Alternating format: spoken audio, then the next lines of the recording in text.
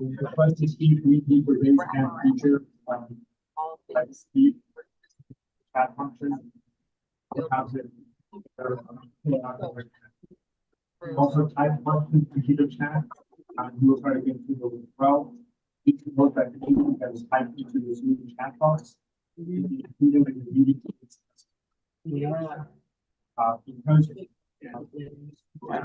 format to not sure if we're gonna have forum, so I'm gonna do a roll call. Request roll call for the satellite locations. And both these are Emily or somebody. I do not. That'd be gross. There's no extra chairs somehow. That's it.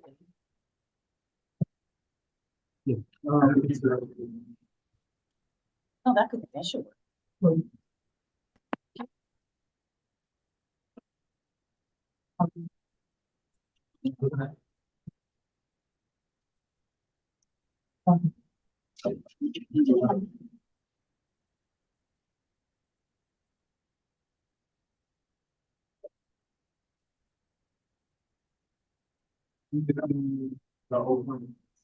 It's always open.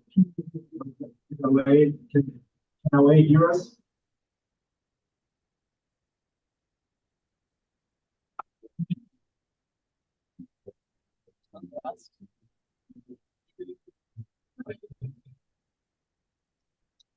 You hear this?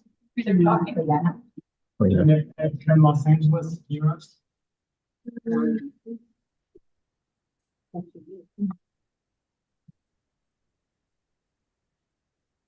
I got Oakley. You're still from here, right? Oakland, can you hear us? Just tell them they're not. Just let them know you guys can hear. And then can we put a chat, a message in the chat to say we're not able to hear? Yeah, and can we call? Should I just They're able to put my hear, volume up? pretty sure. You're not muted right now. Can you hear us? Oh, yeah. Yes, we can. Can you hear us? Yeah, so, yeah. We can, Someone is there, Mark. we can hear the woman that just spoke that was near the microphone, but we can't hear anybody else. That's how it's going to be. I think.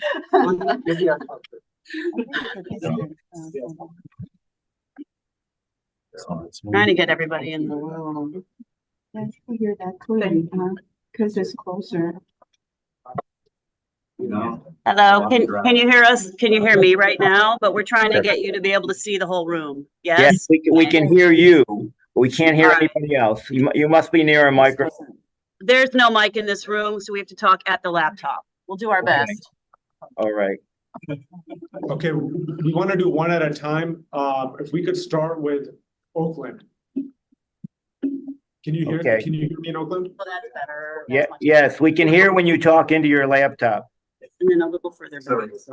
Okay, we just moved over to the Okay. speaker, so. So You we can- can just put LA on mute for a moment. I can hear it fine. We want to see, make sure we get you on You camera guys can too. please introduce yourself so we can Okay, mark who's attendant.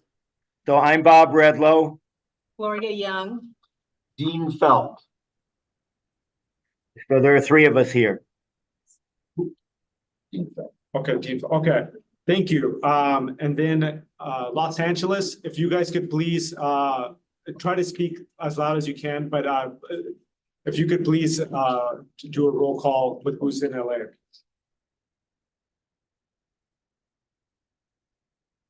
We could unmute them, please. One second, we're unmuting you. Or you guys can unmute, please.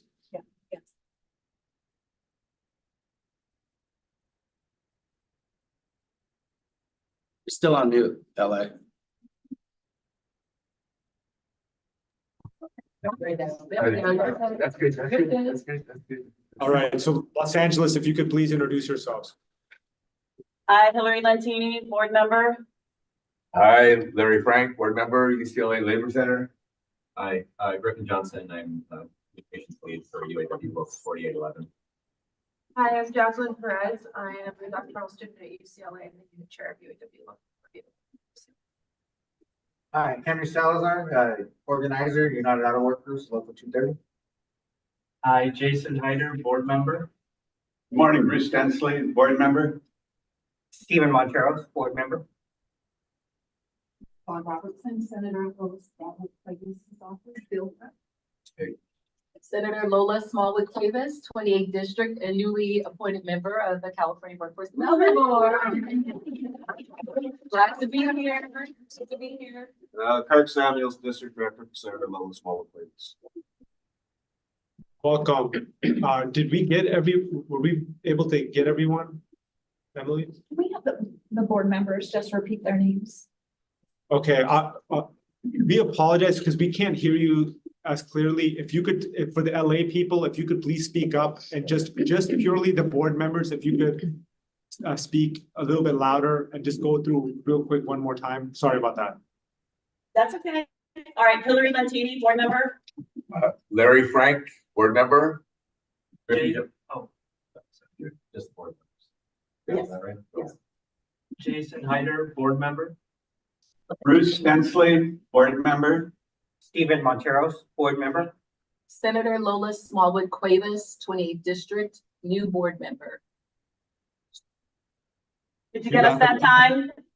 Okay, we got them. Thank you. We do have a quorum, and apologies for the technical difficulties. This is the first full meeting we have under these new policies, and so we appreciate everyone's patience. I do want to note, and even though Senator Smallwood Cuevas just mentioned it herself, we want to welcome her. She's the chair of the Senate Labor Committee to our board, so thank you so much for serving in this capacity. We're very grateful for your leadership. And she's appointed by the Senate Pro Tem Mike McGuire. Okay, we'll clap. I also want to note that our leader here, Curtis Natsune, is now going to be transitioning to be the new chief for Division of Apprenticeship Standards. So we want to welcome him back. Yay. This means our new California Workforce Development Board Director, Kaina Pereira, will be starting at the next meeting will be his first meeting, and so he'll be joining us as well. So we congratulate Kaina. So we can now proceed to the action items, and since we do have a quorum, we can entertain approval for the October 25th, 2023 meeting summary. You can find this on page 4 in the agenda packet. If anybody has any comments or questions, otherwise we can entertain a motion. So moved. Motion by Leanne Eager, Second. second by Nancy Perez. All those in favor, please say aye. Aye. Aye. Okay. Are there any abstentions or nays? Abstain. Okay, Tony Cordova abstains. Okay. Thank you. The motion carries. We'll now consider approving recommendations for local area plan for Humboldt County and the regional plan for Los Angeles County. I'll turn it over to Ashley. Morning, Mr. Chair and board members. In the last board meeting, I did a full presentation on the local area subsequent designation and local board recertification. Out of the 5 missing local boards from the previous meeting, 4 more have been evaluated and have been found to meet the criteria as outlined in the directive and are recommended to you for approval. And that is Kings County, Orange County, Santa Ana, and Yolo County. Okay, we'll take this all together, and then the approval of recommendations for local area subsequent designation and local board recertifications. And then is there anything further you want to add or that? Not on that. Okay, so do we have any comments or questions from the board regarding these 2 items?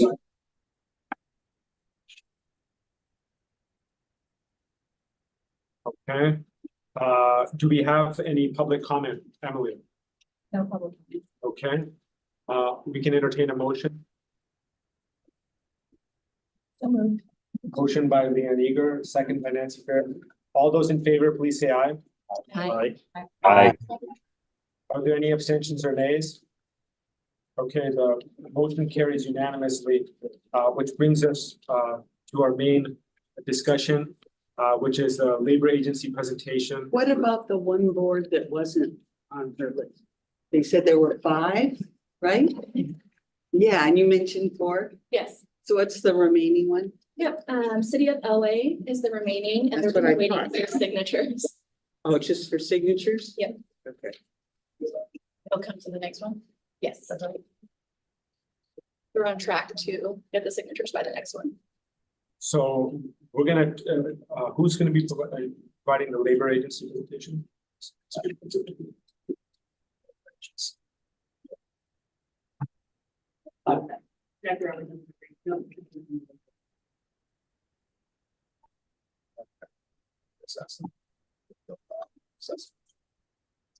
Okay, so it's.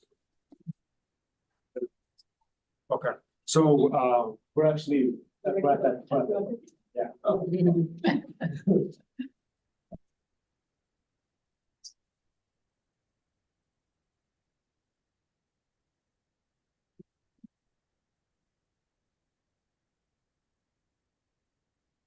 Is this what Abby used to do?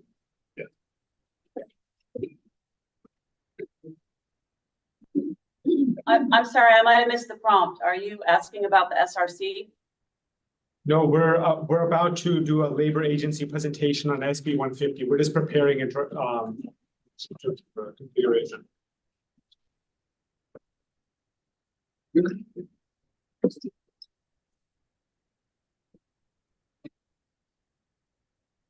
ready? Okay, well, hello, everyone. Thanks for the opportunity to come and present today. My name is Derek Kirk, and I serve as the Assistant Deputy Secretary of Climate Economy at the Labor and Workforce Development Agency. I'm joined by my Undersecretary, Jackie Roberts, at the Labor and Workforce Development Agency, and the Undersecretary at the State Transportation Agency, Mark Tullison, who will each have a little bit to present on today. So we've got a deck just to make sure that you're not only hearing me speak, and for those that like to also read a little bit, you can follow along. So you can go to the next slide. Thanks, Miranda.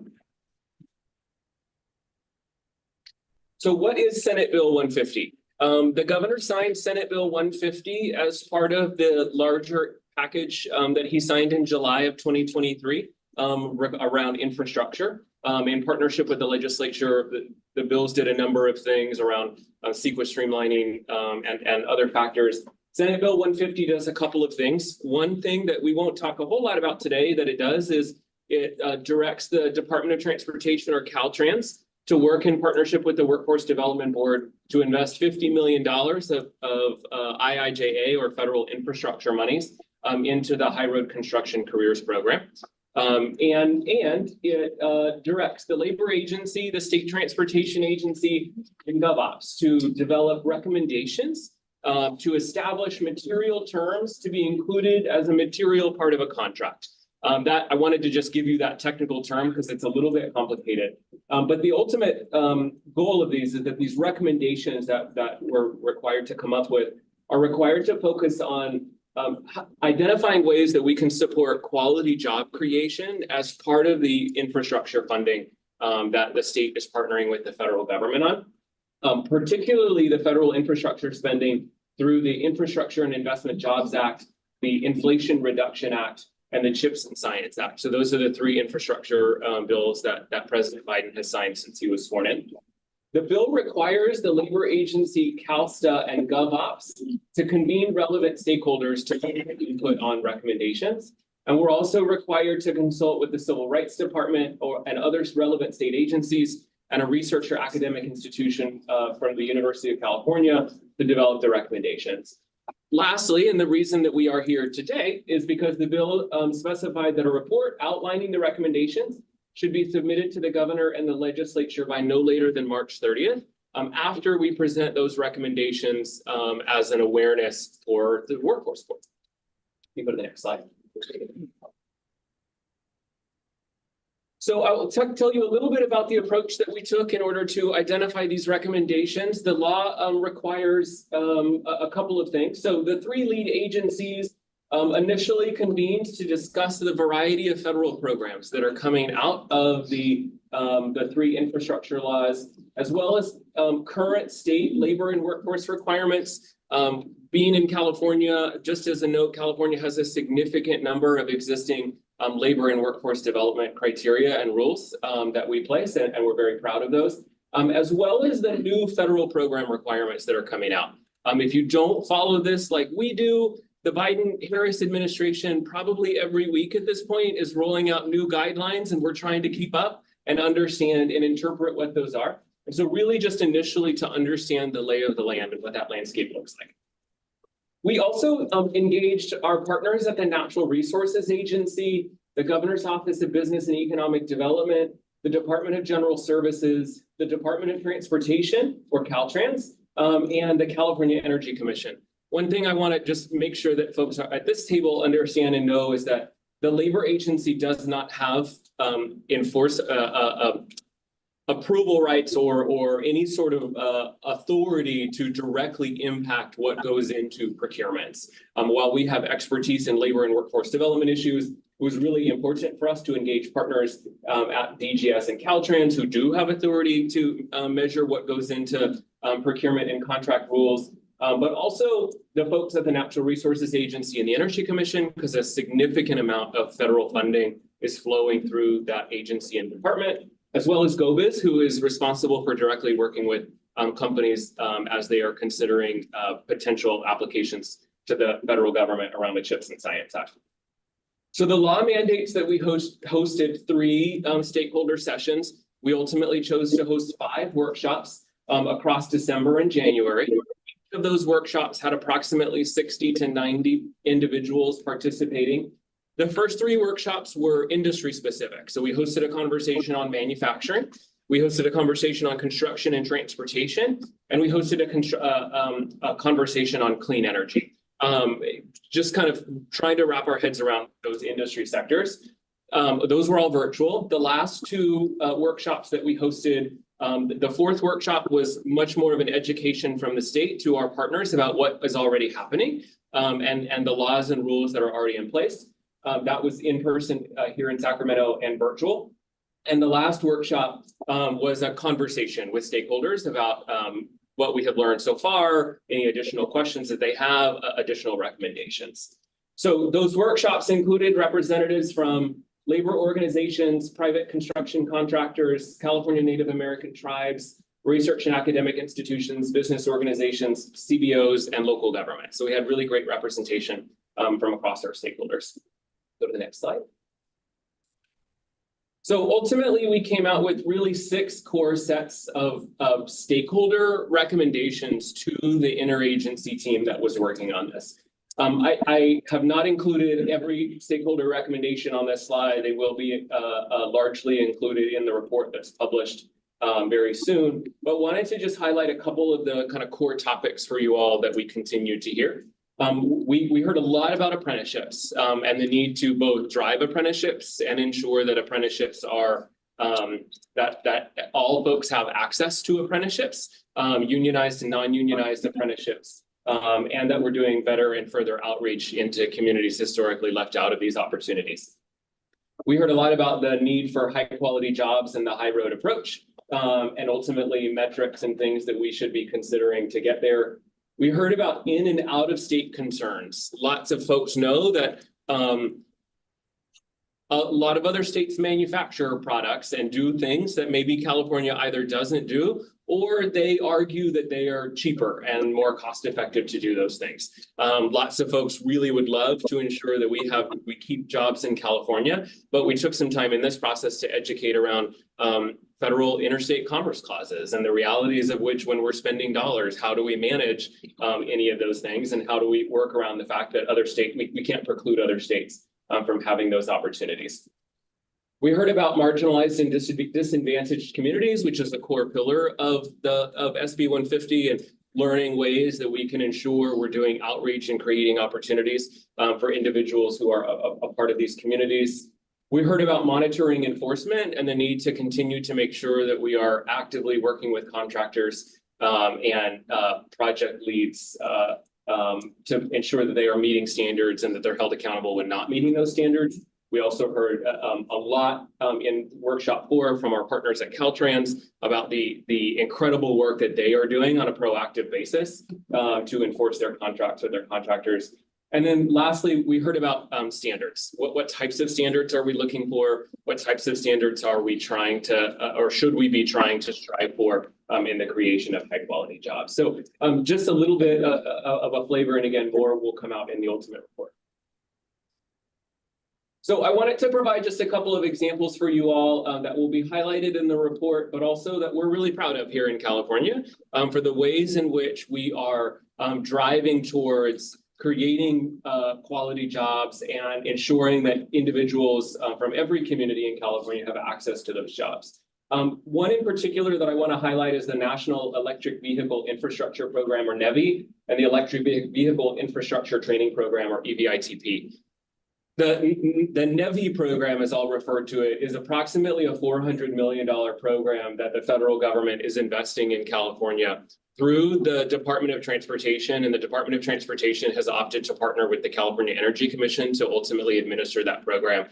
The point of NEVI is to install electric vehicle charging infrastructure along thoroughfares, highways and freeways, and kind of busy modes of transportation to ensure that folks like me, when I'm driving my electric vehicle home down into the valley, that I have places to stop and actually charge my car.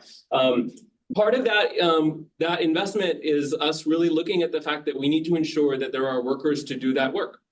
And so in partnership with the federal government, the NEVI program specifically invests workforce training dollars in the Electric Vehicle Infrastructure Training Program, or EVITP. It's a nationally recognized certification with both management and labor partners having developed this certification for certified electricians. So it's an additional certification that certified electricians can gather. The Energy Commission does a really fabulous job in what they do. They're not workforce development experts or training experts. And so they reached out and have officially partnered with the California Employment Training Panel to administer that EVITP program in partnership with our labor unions and training providers across the state to ensure that we are increasing the number of EVITP certified electricians across the state. And then on the NEVI side, on the actual infrastructure side, as folks are getting the grants to do this infrastructure, they're required to hire a certain percentage of contractors that have that EVITP training. And so starting to connect the dots and say, we're going to build up folks with this training, and then we're going to mandate the contractors and the grantees to utilize these training, these individuals that have this certification. One other that I'll highlight just because I think it's really fabulous is, for those that don't know, the CHIPS and Science Act is really trying to onshore semiconductor research and development and fabrication and manufacturing to the United States. California is the birthplace of the semiconductor in the Silicon Valley, and it's a really important sector to us here in this state. We are thrilled that we have already registered with the Division of Apprenticeship Standards 4 new semiconductor apprenticeships in California in partnership with Foothill and now El Camino colleges, with companies like Applied Materials and Infinera, where we're trying to build up these new manufacturing apprenticeships, create new opportunities for individuals to gain access to these quality jobs. So these are just a series of examples. These 5 that we're sharing, there are many, many others where we are actively partnering with other agencies, labor agencies, to ensure that we're utilizing the infrastructure dollars to promote quality job creation and training. So as we'll get into the recommendations now. We'll start with Jackie at the labor agency and then move over to Mark at the transportation agency. Great, thank you so much for this opportunity. Excited to talk about this process. Thank you, Derek, for giving that thorough and quick overview of this months-long process that we've been under. I think 2 things at a high level that I would point out. When these are historic investments, it's a pretty incredible opportunity that we have as a state. Early on, the governor kicked off and issued an executive order creating an interagency strike team that includes not just these agencies you see here, but pretty much across government, really wanting a whole of government approach that said, how do we all communicate and work together? And so that team meets regularly at an executive level. And then we have a handful of subcommittees that also meet that represent the specific industries as Derek talked through. But really what that does for us is it's particularly from the labor agency side, as Derek mentioned, we don't hold the money, right? So like the money doesn't come to us and we don't distribute it for the projects. That goes to the experts who do the projects themselves, like Caltrans and other the Energy Commission for their grants as well. But what we do is we partner with them to say, where do you have that funding? And is there an allowable use for us to include workforce training to pull some of those dollars? And that was something that we did in SB 150 in partnership with the legislature, was set aside 50 million for high road construction careers, which is something the Workforce Development Board has championed and established in California in partnership with our building trade partners. And we have a network throughout the state that the team, both led by Tim and Curtis, have set up, and is really, I think, a national model of what we can do effectively in bringing in diverse communities into the construction industry by setting up this program. And so it's an exciting opportunity. And what we're trying to do, both through this process and ongoing, is to find models like that we can do in other industries. It's a little bit different. Public Works obviously has a consistent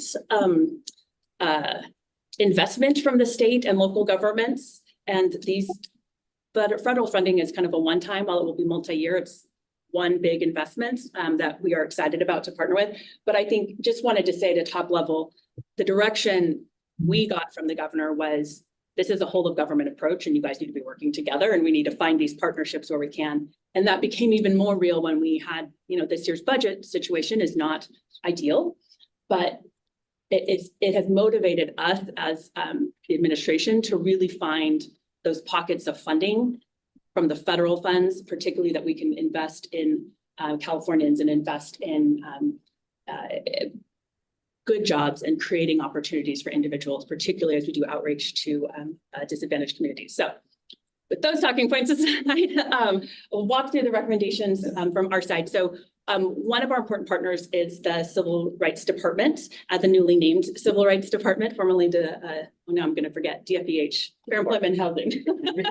If I say it out loud, I'll remember. And their Chief Deputy Adam Romero is on the line, but I'm going to just do their talking points just because that's a little bit easier operationally recognizing that. So the report is going to recommend that we update the state's general terms and conditions on non-discrimination to first reflect recent changes in the law, and second, to add clear and specific references to state contractors' obligations, such as the requirement to have an affirmative non-discrimination program, take all reasonable steps necessary to prevent discrimination, comply with protected leave requirements and the Fair Chance Act, and not retaliate against workers. Adding a reference to specific non-discrimination protections was a recommendation by stakeholders, and we look forward to clarifying that for state contractors, what their specific obligations are. So if you know that, we do currently have a non-discrimination clause in our general terms and conditions, but this is just really highlighting it, updating it, as well as complying with current law, which we just haven't done at this point. So looking forward to doing that. For us, one of again, kind of going back to the whole of government approach, one of the examples that was referenced a lot at the stakeholder meetings is a MOU that the U.S. Department of Labor and the U.S. Department of Energy entered into, and set up their criteria and approach of how they're going to work together with the funds that are moving through DOE, and then also the kind of labor standards that the Biden administration has put forward for DOL to partner with. And really looking at it as a model for something that we can do at a state level. Again, the Workforce Development Board has been proactive and a great partner, and that team has worked with both the Public Utilities Commission and the Energy Commission to enter into MOUs to focus some of that attention as well.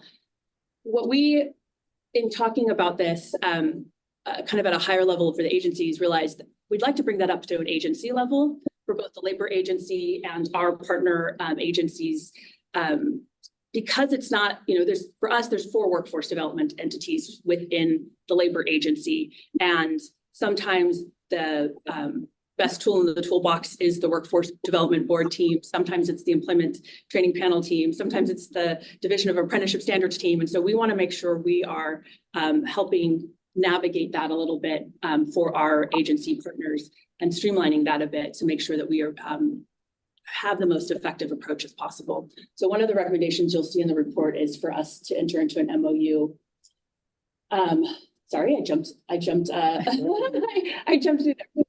We also were looking at what the federal government has done in their contracts, and one of their general terms that they've included is calling out a requirement to comply with federal labor law, particularly when it comes to the National Labor Relations Act, and that includes the right to organize. And they have a notice process that they do for all of their contractors. So we're looking at that as a model that we can replicate here in our contracts and state contracts. And it's more of a reminder of what the laws are. And sometimes for contractors, it's something they have to read through and their lawyers have to read through, and somebody's got to sign under penalty of perjury that they're going to follow these things, these provisions. So there's a certain point where it's a good reiteration. And that's also for the next requirement. 2 years ago, the administration worked with Senator Durazo on a bill, SB 674, and we included some language in there related to misclassification and ensuring that contractors are abiding by our strong laws related to misclassification. And so that's another provision we'd like to include in all of our contracts and put that forward into our general terms and conditions so that it's clear. Again, it's a reminder, something that maybe you would be surprised, but a smaller business that contracts with us may not be as familiar with it. But having clear, concise language that someone will read whenever they enter into a contract with the state is a helpful just addition to the work that we're doing. That covers the 4 I was going to do. Sure. And so Eric's going to cover manufacturing. Yeah, the last recommendation is really to promote or to prioritize new manufacturing apprenticeships in California. The manufacturing industry in California, unlike the construction industry, has not historically had a high level of apprenticeship programs in the state, just given the nature of, I think, the fact that so much, a significant part of the manufacturing that happens in California, Leanne knows this, is in small businesses that haven't necessarily had the resources to create apprenticeship programs in their spaces. So this recommendation is that the Labor and Workforce Development Agency work with our partners in the new Vice Chancellor at the Community College District, Tony Cordova, and the California Apprenticeship Initiative funding that they have, the Apprenticeship Innovation Fund that we have at the Division of Apprenticeship Standards, the Opportunity Youth Apprenticeship Grants, and other resources to work with our community college partners and with our small, medium, and large manufacturing companies to develop new apprenticeship programs in the manufacturing industry, very much like we are doing with this in the semiconductor industry with the 4 companies that we currently have. An example of how that type of an approach can work is that the Workforce Development Board recently provided a $500,000 grant to the SEMI Foundation in the Silicon Valley, which is largely the industry association that represents the semiconductor companies in California and really across the country, to partner to develop training and curriculum with labor partners and with employers to develop new training and apprenticeship programs. We want to do more of that in other industries and in other pockets, whether they're manufacturing the actual electric vehicle charging infrastructure, whether they're manufacturing semiconductors, whether they're manufacturing, hopefully one day, offshore wind turbines in California, any of those types of things. We need to develop new pipelines in training programs, and the labor agency and our departments, the California Community College System, and other entities can partner together to prioritize investments in new manufacturing jobs. Another great example is the partnership with UAW and Sparks that's happening in Rancho Cordova to ensure that we are investing in apprenticeship and training programs in the battery manufacturing space, which there is a significant amount of money coming from the federal government. So the challenge with the manufacturing industry is that it is so diverse and different, and there are so many different subsectors and pockets of the manufacturing industry. So it's really hard to set a single standard in all those spaces, but we can prioritize a significant level of investment to increasing the number of the manufacturing jobs. And as a bonus, leading it more into the governor's 500,000 earn and learn apprentices by 2029 goal. So a little bit of a twofold approach for us. We can go to the next slide, and I think we'll hand it over to Mark. Great. Well, thanks, everyone. I'm Mark Collins. Can we take comments or should we wait to the end? We'll wait till the end. I'm Mark Tollison. I'm the Undersecretary at the California State Transportation Agency. And I think, with transportation, there's been a longstanding, history of partnership with the trades, with labor. A lot of our projects majority of our projects are based in public works law. So, we already have a lot of those standards kind of embedded in what we do. We've really had a focus on trying to drive the number of small businesses that participate in our contracts, as well as disadvantaged businesses. I think we've done a really good job in that front, regularly exceeding our 25% goal there. But with that, there's a lot of opportunities before us, particularly with the Infrastructure Investment and Jobs Act and the federal funds that are coming through. So we do have a number of recommendations. I'll try to go quickly. As you can see, there's a lot on the screen here, but few of them. So first off, we are looking at exploring opportunities to really, increase project apprenticeship ratios. We really want to drive the demand for apprenticeships as well as opportunities. We recognize that within each trade, it's going to be a little different. So we don't come out with specific recommendations around that. We want to continue to work with you all on what that looks like, but we do acknowledge that we want to really work towards, increasing apprenticeships, in the state. We also want to explore looking at ways to shift our bidding policies from best value, or shifting our policies to best value or most qualified from the traditional just lowest responsible bidder approach. So this wouldn't necessarily be kind of blanket across all projects, but taking a look at areas where maybe we're using alternative delivery methods such as construction manager, general contractor, or possibly design build, where we can start to infuse some of these areas which will allow us to include things beyond just cost, technical expertise, past performance, kind of greater value, which could include participation from small and historically disadvantaged businesses. So looking at opportunities through our bidding processes. Also utilizing project-specific training funding. So the benefit of the IIJA was that a lot of the programs there do allow for workforce activities to be a part of our expenditures. We've done, kind of as you all as the workforce board know, the $50 million that was provided through SB 150 to really support the high road construction careers programs. We also had $3 million through the Energy Commission partnering with the Employment Training Panel, supporting the EV infrastructure training program. So really seeking out those opportunities and doing more in that space is something that we want to explore and are recommending through this report. Also incentivizing contractors to hire disadvantaged workers, really looking at opportunities through our federal regulations, through our state statutes that may allow certain non-monetary benefits for those contractors that do hire disadvantaged workers, such as expedited payments or possibly preferences in the bidding process. I did skip over establishing local hiring goals. That's something that we do want to research and evaluate. If there are some changes that we can embed within our state contracting processes, really prioritizing hiring from certain geographies or communities facing economic challenges or hardships. We want to continue to allocate resources for workforce and contracting participation.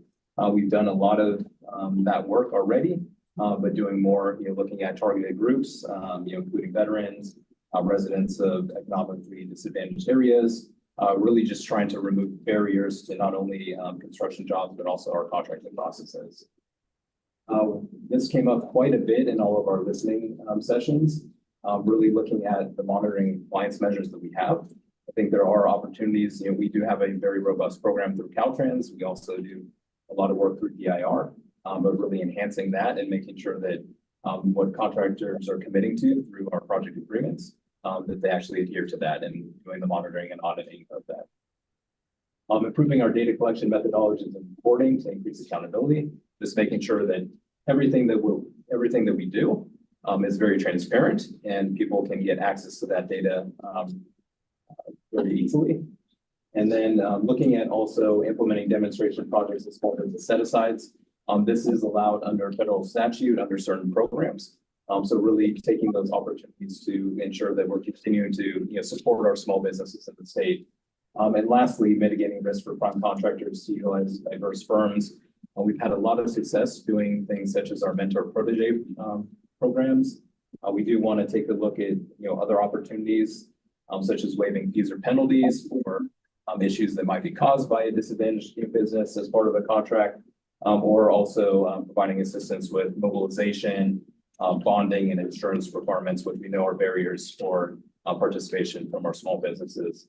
So I know I went through that really quickly, but I think a lot of good recommendations in the transportation space that we're planning to move forward with.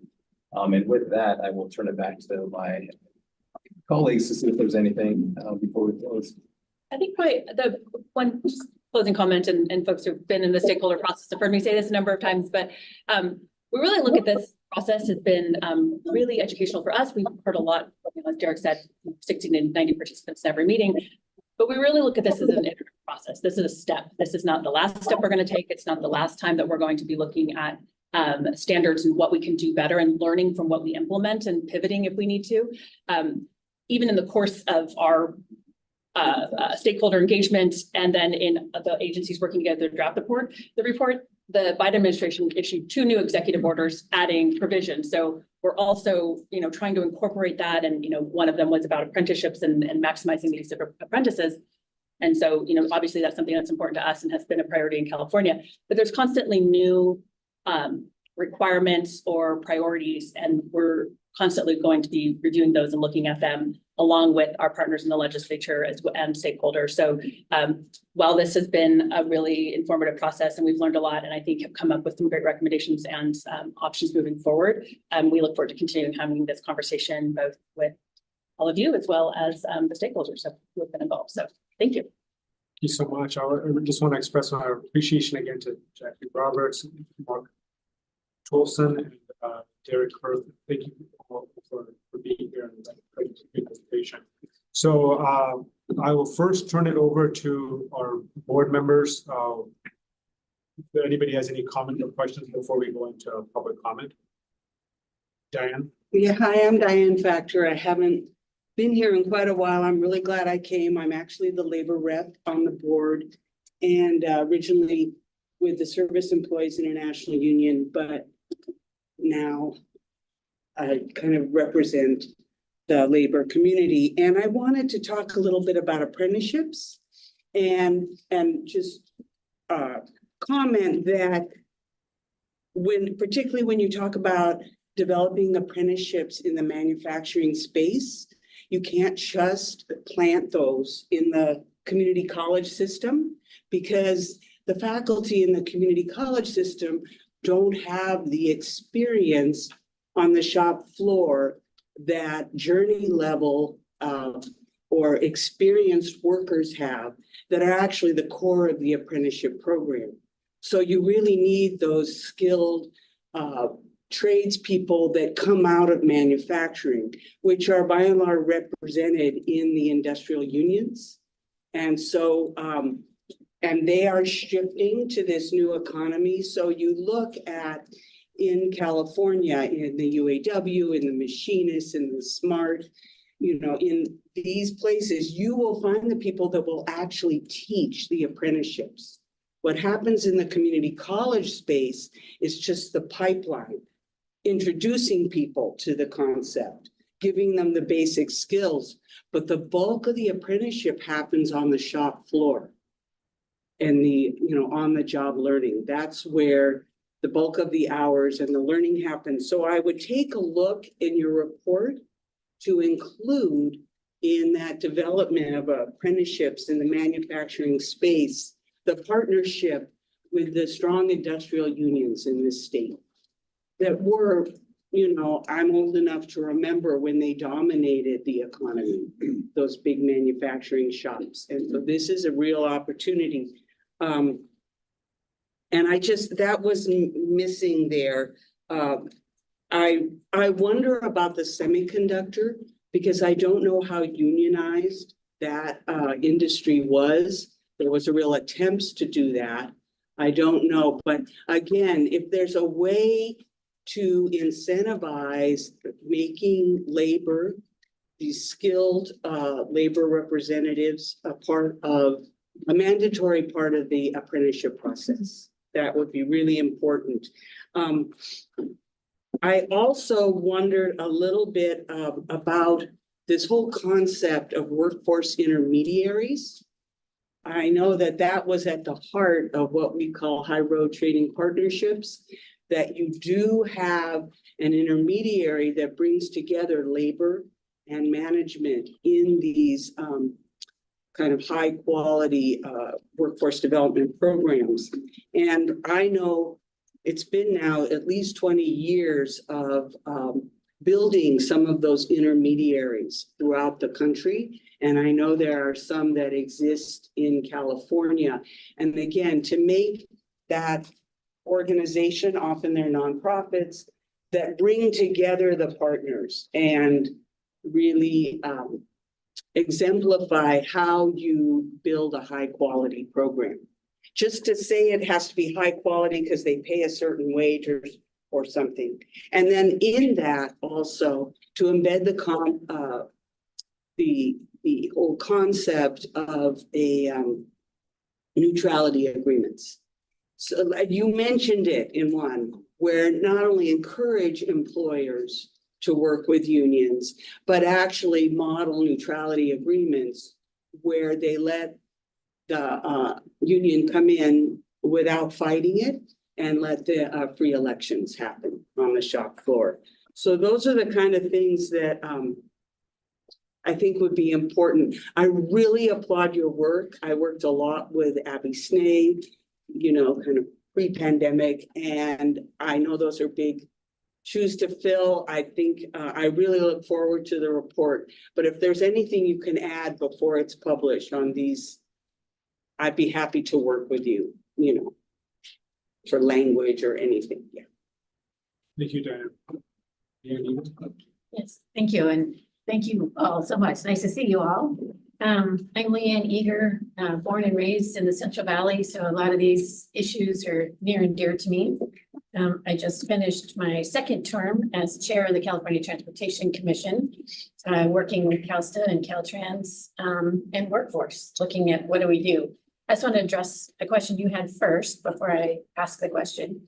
As far as looking at training and how do you include in your manufacturing training journeyman.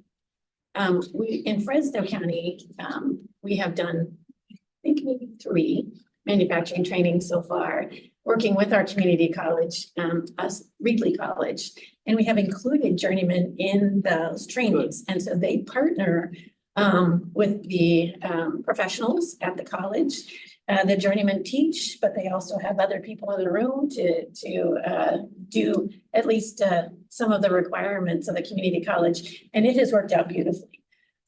We also have people from the community who are small business owners come and teach what it is that they need in their particular areas. So it has been sort of a 4-pronged approach to teaching, and so I'm sure that's part of what you all are planning on putting in there for best practices, but it has been a wonderful partnership. So I know it's going on. I know it's continuing. Well, I know Fresno's a leader. Yeah, thank you. I did want to suggest that CalSTA and Caltrans and the California Transportation Commission have promoted an equity advisory committee. And these 3 agencies have gone across the state and brought this committee together to really look at those issues of how do we be inclusive as we look at whether it's funding transportation projects or including people in apprenticeship, all of those kinds of things. They meet regularly. I would ask that you include them, maybe send your report to them to see if there's any suggestions. We use them often as the CTC, as we put our reports together, we run it by the Equity Advisory Committee first, saying, what is it that we do? They bring community members from across the state together as we look at those important issues. So I hope that's okay with Mark that I have said, please include them. And they're wonderful about giving their opinion about how you could do it bigger, better, or say, oh, that's perfect as it is. And the other quick little thing is also in Fresno County, we are putting together a new training center that includes all the trades and working with the community college there on the west side of Fresno County. At the West Fresno campus, where the needs are the most. And it's going to focus on transportation. And really looking at some of those issues that you are talking about. The community college, as it opens, it hasn't opened yet, but as it opens, they're going to look at how do we convert light trucks to electric and train students there.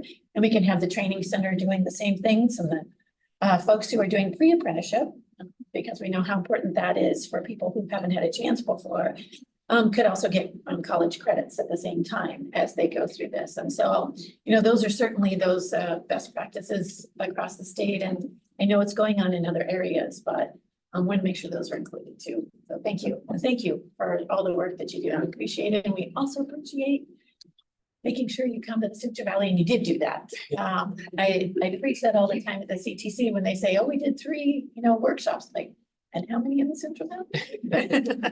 So thank you. We appreciate it. We're very grateful to always have Joe Xavier hosting us at this great facility. So Joe, you wanted to ask something? Yeah, again, thank you to the presentation, really informative. Just wanted to touch a little bit on, you talked about the marginalized populations. Does the report also look at addressing the barriers marginalized populations have to accessing this type of work opportunity? I think what we focused on was looking at how we increase opportunities kind of across the board, but yes, in targeted communities. We did not go into specifics of individual communities, right? So it's more of a, I would say a little bit more high level on that. And that's partially because I think some of the definitions of like a disadvantaged community or marginalized community, there's different definitions in both the federal level and the state level, depending on the program. So we're a little bit in, I think that's one of the things I would put in the category of something we have our eye on and want to continue to work on. Just in the timeframe of this report itself, we didn't focus on it, but we'd love to have your feedback on that. Yeah, and just a quick follow-up. I mean, just to the extent that you are able to look at this at this stage of the report, I know you can't solve all the problems there. I get it. That's be one big report, but at least create the expectation that it's not just provide the opportunity. Because when we say there's an opportunity, as long as you can swim the river, it's not really an opportunity, right? So just any nod that you can give to the expectation that the barriers, there's an effort to remove those barriers for the marginalized communities. And marginalized communities is a big umbrella, right? Lots of different needs there. But I think if we don't look at removing the barriers, it's a stated opportunity without true access. Appreciate that. Thank you. Tony Cordova. Yeah, thank you, Tony Cordova, Vice Chancellor for California Community College of Workforce and Economic Development. Thank you for the presentation. And Diane, thank you for your comments, and Leanne, also a fellow Central Valley resident as well. So focusing on a lot of that work that we've been talking about, I just wanted to reiterate and also validate some of the comments that you're saying. It is one of those best practices of the California community colleges to find the professional experts within the industry that they're going to teach into. And that does allow us the opportunity to provide adjuncts and increase our staffing and faculty that has that specialized sector based content, and then also validating the emphasis of that work experience, right? So there's opportunities to do that. Just wanted to reiterate and validate that aspect of it, but it is something that it is a best practice within the community colleges to find those individuals.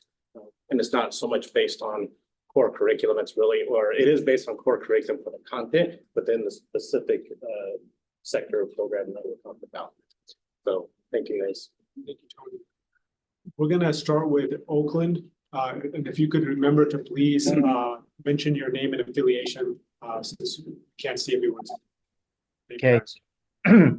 Thank you. Good morning, everybody. Bob Redlow, here, board member, and also Gloria has a comment after my question and comment. Thanks for the report. Thanks for the good work. It's nice to see everybody. It's nice to be able to see and hear everybody since we've had some technical difficulties, but now we're able to hear you. Just a quick comment and question.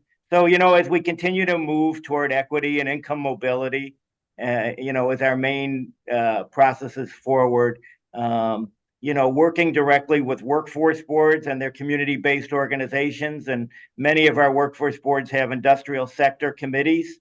I didn't hear exactly how you plan to work with those workforce boards. Could you give us a quick summary on how you intend to work with the local workforce boards in terms of completion of this project? Yeah, so really great question, and thanks for asking that. I think maybe just to clarify two pieces, the report will be concluded, technically speaking, to submit to the governor and the legislature by the 30th. As Undersecretary Roberts noted, we have a significant number of work left to do as we work towards the next 7 or 8 years of infrastructure spending from the federal government. There's some really great examples of partnership with the workforce boards. I know the SEMI Foundation has partnered with several of the workforce boards in the Bay Area region on the execution of the 4 new semiconductor apprenticeship programs, lots of other continued opportunities. We didn't get into, we don't in the report get into specific partnerships of who should be doing what or where should we be doing it.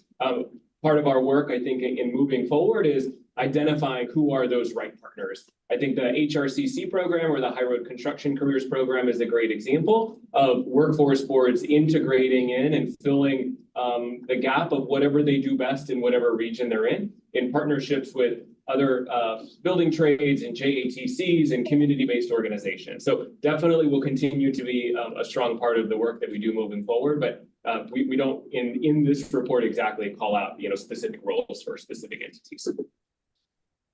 Okay, thank you. Gloria?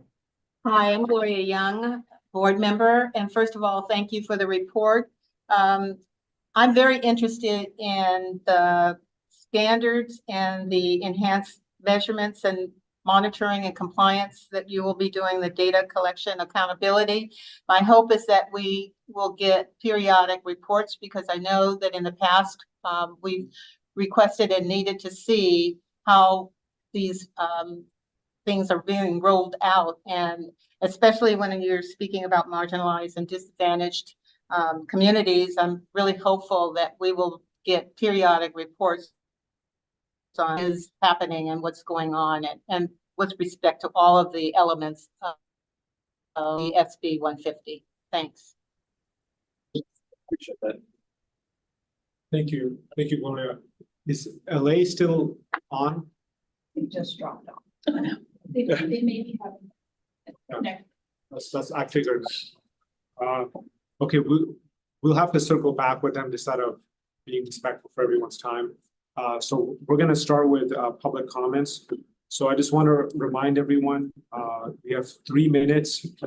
Curtis is gonna be having a timer, so please try to be concise.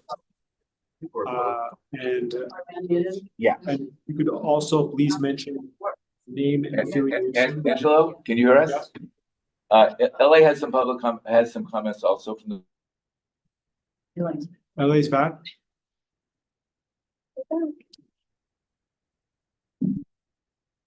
We get them on. Okay. Okay. LA is back, and so if we could turn it over to them regarding the board comments. All right, we're obviously having trouble, so bear with us. This is Hillary Lentini, board member, and also I serve as the liaison on the SRC, the State Rehabilitation Council, and I'm new to that council.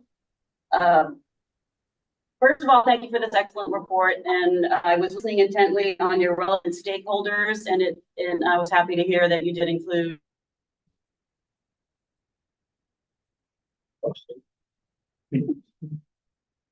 Yeah.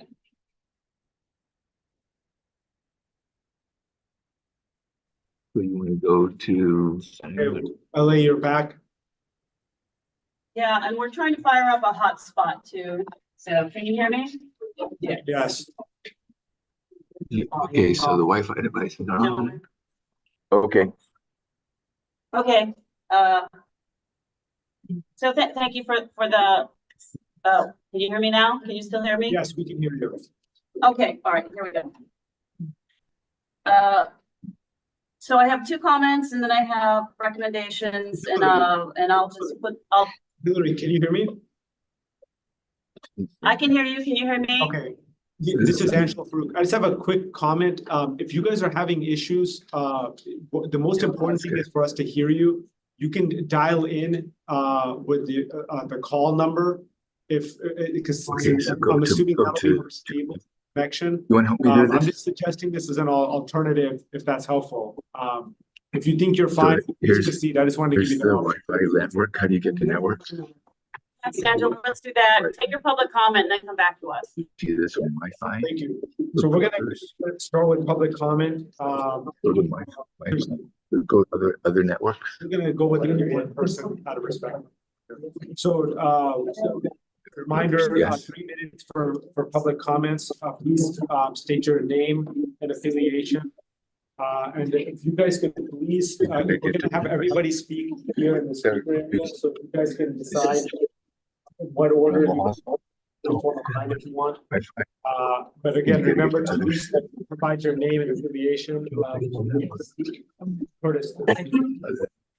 So then it should be Wi-Fi. yeah, you can sit. You can sit. You'll be closer to the mic. Okay. Yes. Yes. It's 4. Everyone, please quiet down so we can. Good morning. Thank you. Thank you for this process. Erin Lahane, Political Director with the Western States of the International Brotherhood of Boilermakers. We've been participating in the hearings as they have gone on and submitted comment.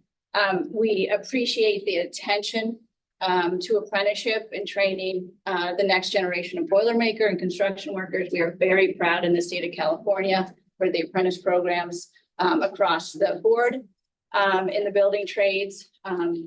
There are a few paths to the middle class for kids who aren't college bound right now in California. And you'll, I think, hear from others here who are blazing that course for others. I'd like to thank the California Federation of Labor for their leadership in this process and in seeking and enforcing high road labor standards across the board in California. And we're proud to be part of it. One of the things that I would ask that this process focuses on is state procurement. We are involved in an organizing campaign at Siemens, which is 3-4 miles from here. They manufacture rolling stock for light rail and hope by their hopes, high-speed rail. They're shortlisted as a vendor for the high-speed rail project. And we are locked in an organizing campaign that, you know, could best be described as unfriendly. And we would appreciate it if the state of California supported the workers at Siemens. There's, you know, 1,200 or so workers there that truly need the support of the state of California to ensure that they're being paid and treated fairly. We worked so hard in California to make sure that workers are treated well. And it would be a real shame to not uphold those standards on a legacy project like the high-speed rail. We've worked so hard to move the high-speed rail. We've worked so hard to defend and secure funding both in California and in Washington, D.C. We just want to make sure that every worker on this project is treated well and treated fairly and paid fairly. And we appreciate the support in this room. Turn it over to my colleague, Tim. My name is Timothy Jeffries. I'm an International Brotherhood representative for the International Brotherhood of Boilermakers. I'm a graduate of, well, prior to that, I'm served in the United States military, proud veteran of the United States military. I joined the Boilermakers with the apprenticeship program, 4 years, 6,000-hour apprenticeship program. At the completion of my apprenticeship program, I had no debt. I had no grants I had to pay back. I went to a lifestyle that afforded me livable wage in the Bay Area, and we're just asking the same for every other person that may come to the Bay Area. College may be an option for some, but it's not. It doesn't have to be. It shouldn't be the path forward for all. And apprenticeship programs would help support that. Thank you for your comments. Thank you for your comments. Thank you so much.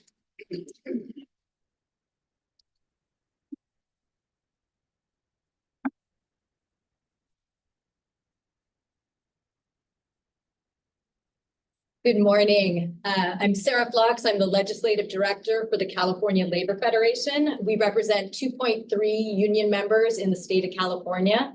I am here with a coalition of community groups, unions, environmental groups, students from the UCs across California are here today.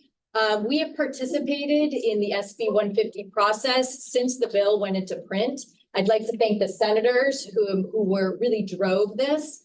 And we really are here because it's a momentous moment in time.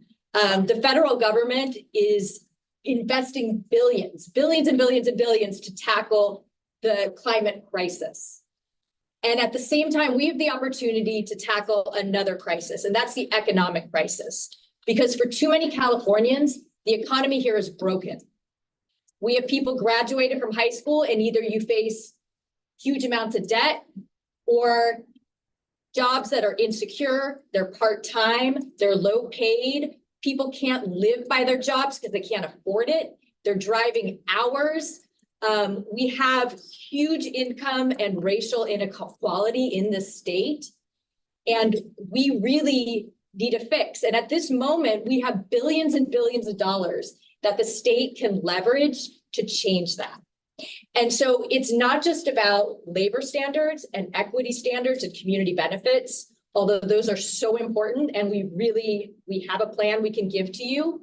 But this really is about developing an industrial policy for the state of California where we can have manufacturing jobs, good union manufacturing jobs, and a path to the middle class for all Californians, including those that have been marginalized, disadvantaged, Black, brown, all over the state. And we have the opportunity to create an economy here that is more fair, that is more just and more equitable. But that's not going to happen without action.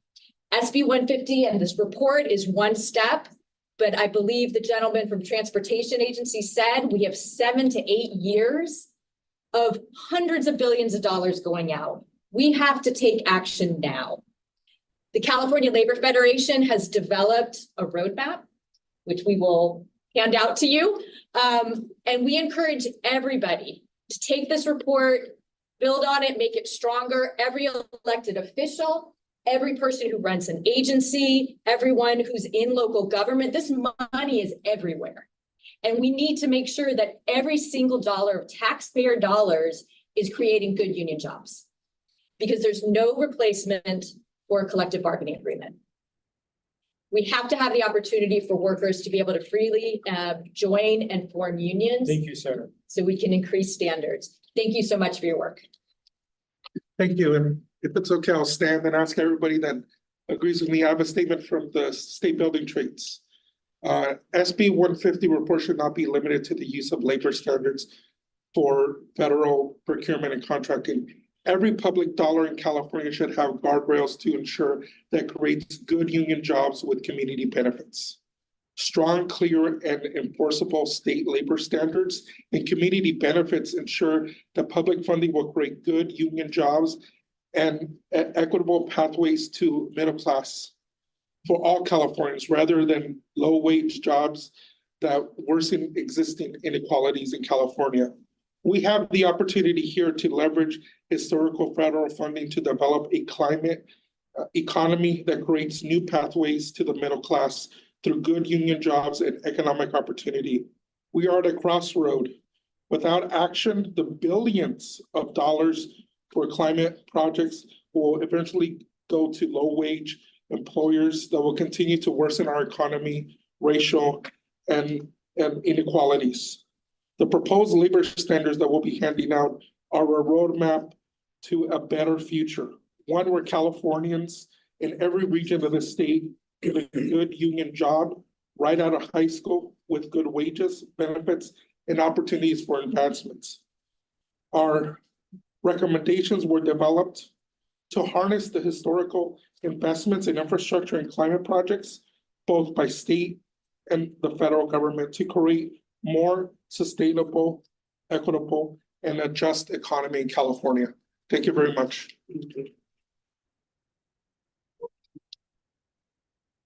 Good morning, Rene Cruz Martinez with IBW Local 1245. We represent 27,000 members across the state of California in the utility, public sector, and manufacturing. I want to thank the California Labor Federation for the partnership and allowing us to be here today. Thank you all for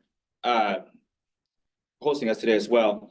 So we want to urge the legislature, administration, and relevant agencies to adopt standards on public funding for manufacturing companies that require union partnerships, labor peace, and card check recognition, as well as job quality standards. This will ensure that taxpayer dollars go to create good union jobs in a path to the middle class here in Sacramento and across the state. It's no surprise that still today, right, employees are facing retaliation, intimidation at the work site for wanting to form a union. So if we're going to be providing funding for these companies, we want to make sure that we hold them accountable, and everyone should have the right to organize without the fear of losing their jobs and any retaliation. So, thank you. Thank you.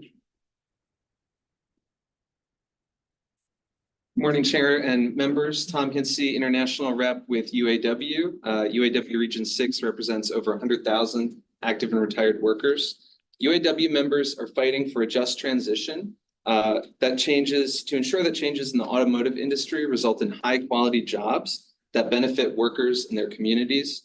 UAW members know that the transition to a zero emission economy presents an opportunity to grow high quality jobs in the EV supply chain. Workers in California and all over the country are leading the fight against climate change, but they cannot afford to sacrifice the good union jobs that they have now for low road jobs in the green economy. We're proud to join the California Labor Federation, our union siblings, and community and enviro groups here to demand that California stands with workers, not millionaires and billionaires, in fighting for the just transition and a green future that we all want. Wealthy CEOs and greedy corporations are framing a false choice between speeding up the transition to a green economy and high quality union jobs, but the two are not exclusive. The fastest way to transition to a green economy is by creating a worker-led industrial policy that involves workers in the process of making the transition through collective bargaining. By requiring that companies engage workers, unions, and communities, California can benefit from our taxpayer investments to fight climate change, and that won't just benefit the billionaire class. One example of a company that we talked about earlier today that's helping make this transition the right way is Sparks. Sparks makes lithium batteries and cathode active material in Rancho Cordova. We recently announced a national neutrality agreement with Sparks to develop high quality battery manufacturing jobs right here. And as Sarah said, when it comes to job quality, there's no substitute for a collective bargaining agreement. So our landmark neutrality agreement shows how battery manufacturers and other green manufacturers can lead the way in the transition while also supporting the growth of the middle class.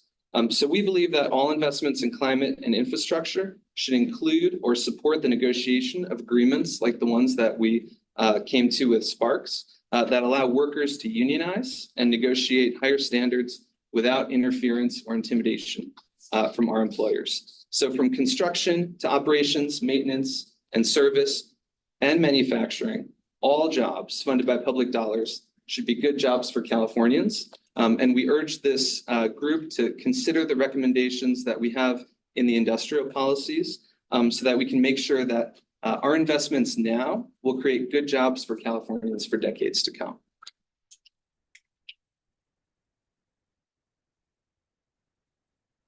Good morning. My name is Sarah Arvison. I'm an Oakland resident, a lifelong Californian, and the vice president of UAW 4811, representing 48,000 academic workers at University of California, many of who go on to work for companies receiving CHIPS and IIJA and other federal money.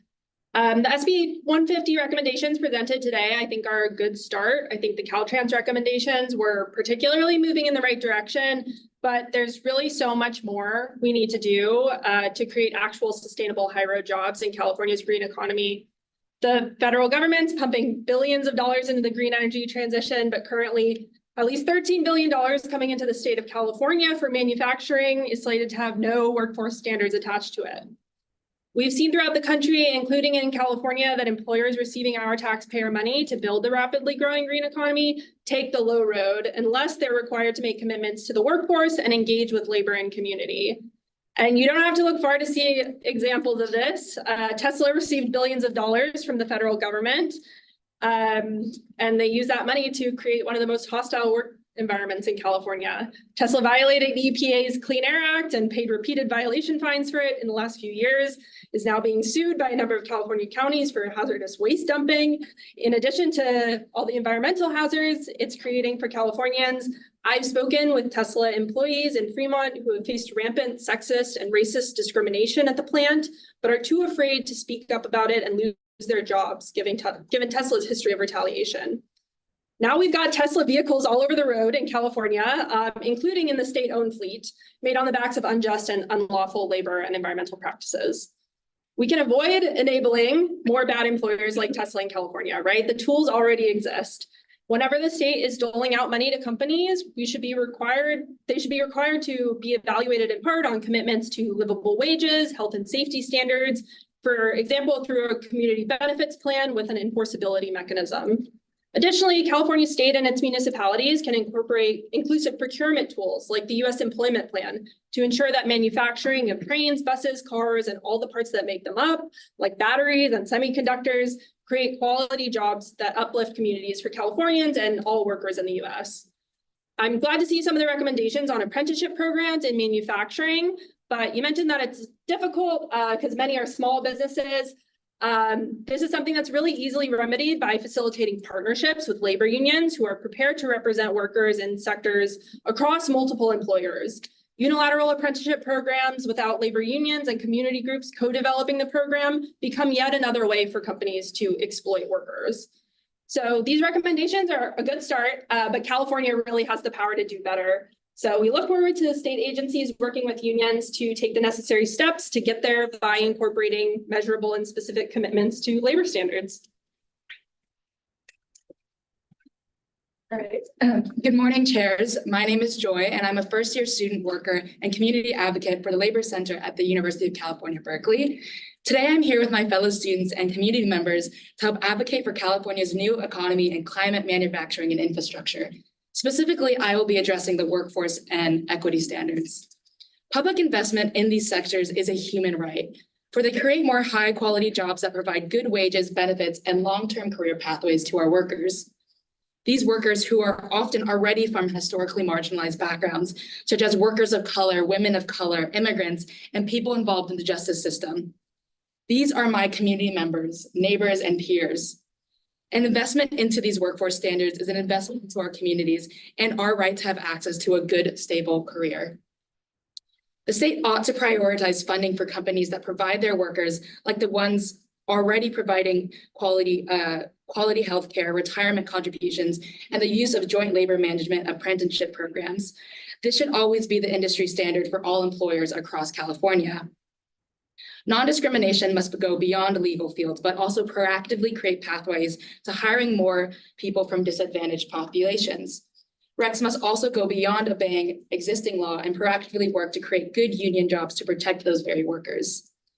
Lastly, workforce data collection and accountability through periodic reports is a necessity to hold these employers accountable to protecting those marginalized and disadvantaged workers.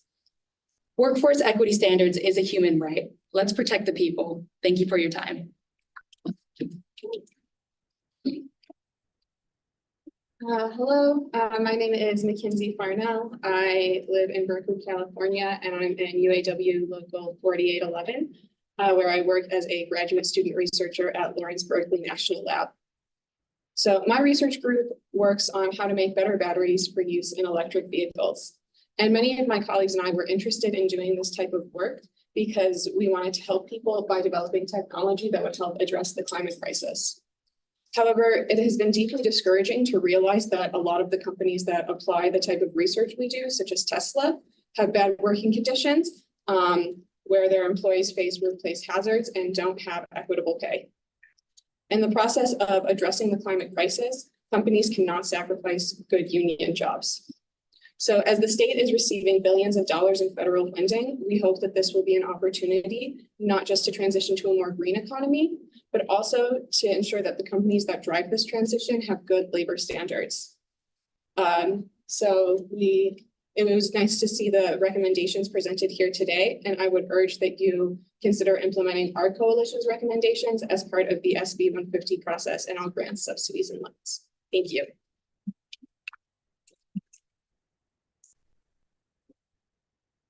Good morning. My name is Trin, and I'm a student at UC Berkeley. I'm advocating for Build California's new economy in climate, manufacturing, and infrastructure. I'm from a family of immigrants who mostly came here later in life and do not speak English.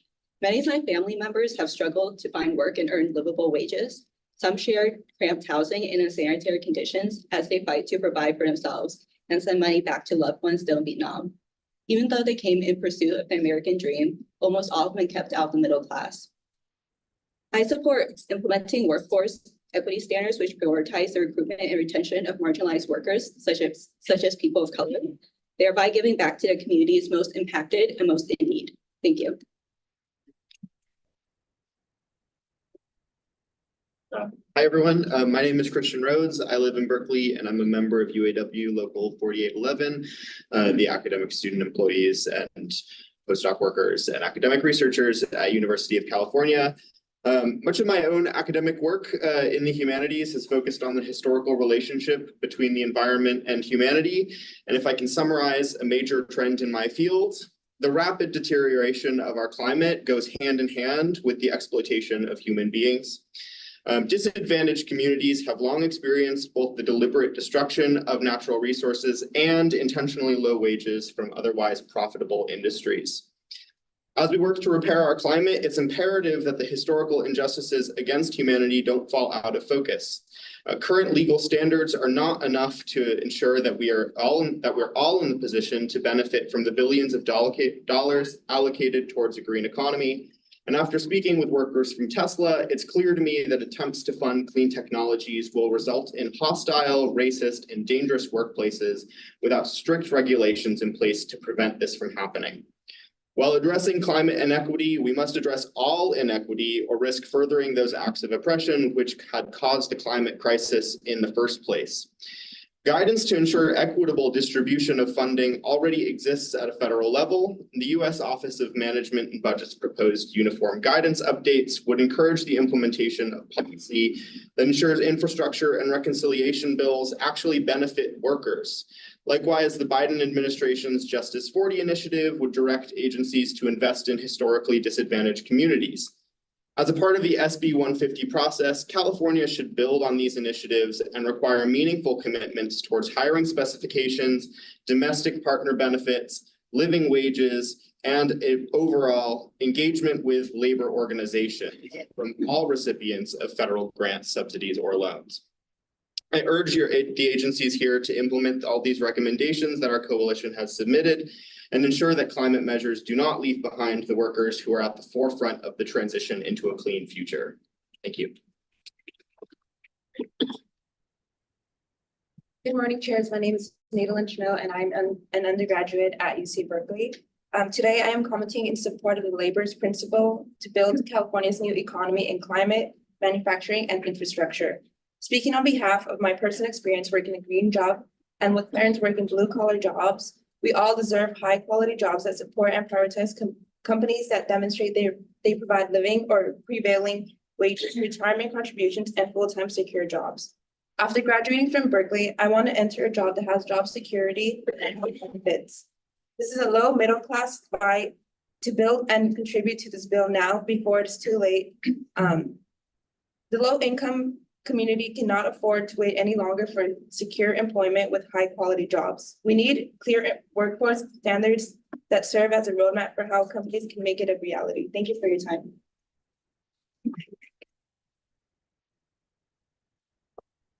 Hello, everyone. My name is Lastian. I am currently a student at UC Berkeley and a former warehouse worker.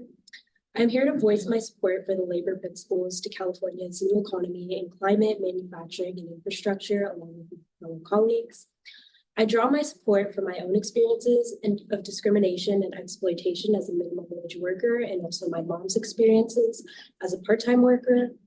My mom, being an Indonesian woman who has language barriers when speaking English, was lied to and taken advantage of by her employer's worker compensation doctor, who likely did not think she had the resources to seek justice.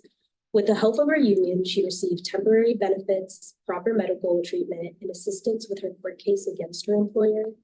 I wanted to highlight this story because it addresses the need for better job quality, proactive non-discrimination measures, and equity standards, but also shows us how unions assist workers that face injustice in the workplace.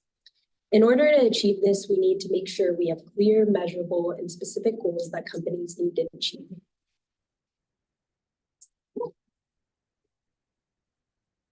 Good morning, all. I'm Mary Ann Massenberg. I'm a resident of Sacramento and San Francisco, and I'm a retired UAW member. And for 30 years, I was an international rep for the UAW in California. I'm still active with our retiree chapters, and I'm also vice president of the esteemed California Alliance for Retired Americans, which we're always happy to work with. For the UAW, I organized and represented workers in many sectors, including higher education, auto, aerospace, battery plants, and including the Fremont plant in its transition from General Motors to NUMMI to Tesla. We applaud your stated commitment to take the high road. And that high road, as your statement says, includes equity, job quality, worker voice, and environmental sustainability. You have an important opportunity to advance these goals by ensuring that employers receiving public dollars through various agencies abide by your stated policies with specific commitments. We need SB 150 to have more specific requirements of employers receiving our tax dollars.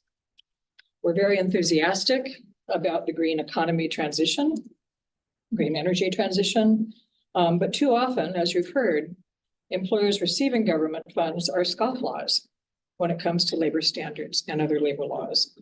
I have personally, in the last 30 years, many times seen violations of health and safety laws, wage and hour laws, anti-discrimination laws, and laws guaranteeing the right to organize at the workplace without any reprisal.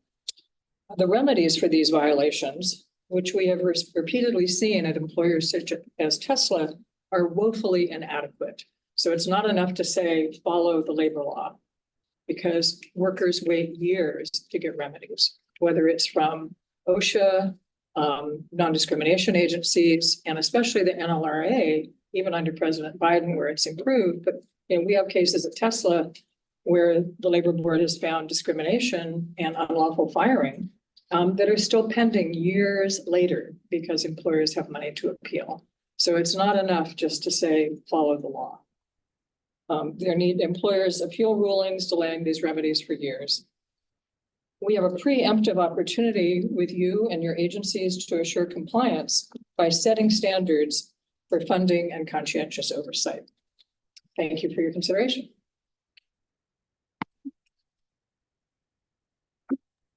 Yeah, the UCLA has a public comment, if you guys don't mind. We will go back to LA. We just want to, people have been standing in line. We just want to get through everyone here first. Oh, sorry about that. Disregard, hold on. We have a board member here. Give me 1 sec. We have multiple, actually. Give me 1 sec.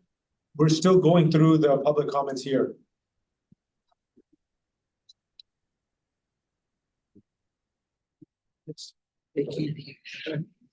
Yeah, is it possible for board members to speak real quick? I want to. We have the senator here as well. The public has just been standing here. I want to give deference to allow them to finish before we go back to the satellite. Yeah, the senator has to leave, so she just wants to make a couple comments before. And board members too, if you guys don't mind. Okay, well, with their consent, we'll pause then. We'll turn it over to Senator Smallwood Cuevas. All right, thank you for that. We just have some elected officials who have to leave, so we want to get to our comments as board members first. So we really appreciate this. So thank you. I'll start over really quickly. Hillary Lentini, board member. Also, I am the liaison for this board to the SRC State Rehabilitation Council. And I represent the small business perspective on both. And as well, I own a small business in the heart of Los Angeles. So I have several comments and a couple questions. I'll get them all out on the floor, and then you can return back to this after. First of all, thank you for the excellent presentation. Can we have a call-in number? Could you just put that in the chat just in case we fall off again, then we can dial in off the phone. Okay. You mentioned the small business funding for small business apprenticeships. I would like them. Can you hear me? 1 second. Yeah. Roberts, you guys come to do it for more than. Do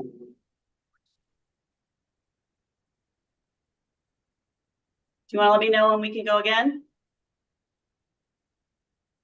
Yeah, our agency leadership is back here so we can address your comments. Thank you. Please proceed. Okay, great. Thank you. All right, so regarding the small business apprenticeship funding, I would love to hear a breakdown specifically in terms of women and those who identify as women, and how much of an effort is being made to bring them into the apprenticeship program, especially not only with your earn and learn. A lot of them are caretakers and caregivers and need offset for childcare, et cetera. So I'd like to make sure there's consideration for that as well.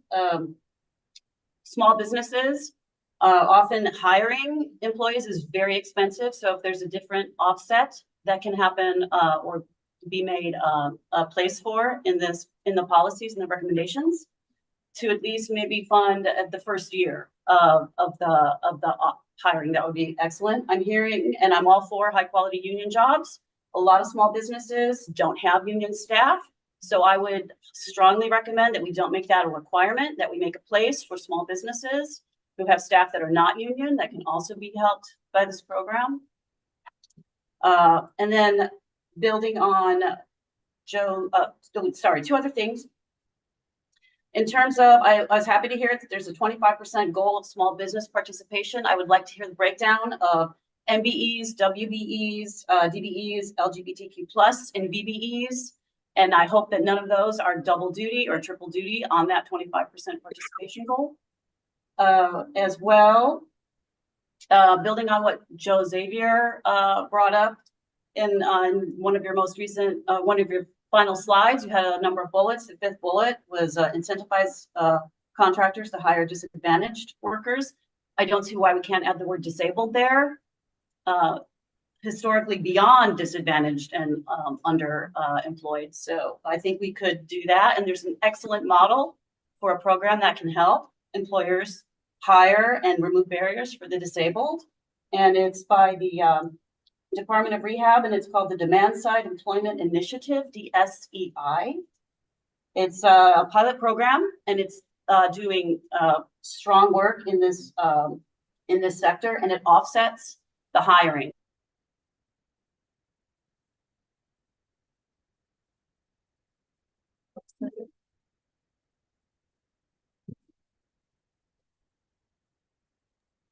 Are you guys back? So there's a number that is full. Okay, we can hear you. Okay. I'm almost done. done. All right, and then the program is the employabilityca.com, and I think that's an excellent model, and we can set up use that same model and build that into this program. And that's it. Thank you. And then we have several other member comments. Larry, you're up. You want to do it while you get? No, you go. Okay, I'll do it. Yeah, Is that okay? Great. I just want to say this has been one of the more substantive conversations, and the report is really, really encouraging. Can you hear me? If you don't mind just reintroducing yourself real quick, just so everyone. Yes. Okay. So Larry Frank, I work at the UCLA Labor Center. I was president at Los Angeles Trade Tech College for 7 years before that. I'd like to make a comment that sort of underlines what Diane Factor started the conversation with. and then ask a question more on the construction side, just to understand better what was reported. So, what I would say is that community colleges can do training in manufacturing. They can do training that actually employers will hire some of their people. But the only time I've seen apprenticeship operate in that environment, and maybe Reedley has some good examples that I'm not aware of, but it's when the employment is subsidized, often deeply subsidized. And that is somehow, how some of these new apprenticeship programs sort of operate.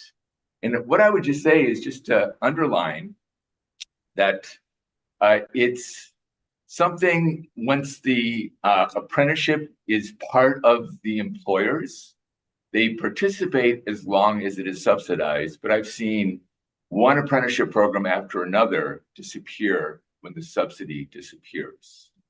There's only really one way I have observed, and I've observed many of them, whereby the apprenticeship continues past the period of subsidy. And that's when there is actually a union present that they negotiate a Taft-Hartley training fund that actually continues the operation. It's also very important to be multi-employer, because very few employers are comfortable ultimately training people for other employers. So it's a complex thing we're attempting to do, but I just want us to go in wide-eyed and understand the manufacturing apprenticeship environment is a very complex and difficult thing to actually make permanent. And we should just keep an eye on that as part of the evaluation. I would just say that the question I have has to do with the construction side of the equation. So first of all, I understand that the Biden-Harris administration, as one of the rules, has required project labor agreements on all projects larger than $35 million. And that amazingly has led to the University of California negotiating a PLA, which they were dead against before now. So there's actually some progress in terms of moving certain things forward. My question is about Caltrans, who has always had union density, but to be able to do local hire, disadvantaged worker, transitional worker efforts, you often need a superseding contract, which is a project labor agreement. And what is the status of a agency-wide project labor agreement at Caltrans, which would be very, very useful to us being able to reach some of our goals related to local hire and disadvantaged worker, transitional worker strategies? Yeah, thanks, Larry. It's Mark Ellison, Undersecretary at CalSTA. What I'd say is that,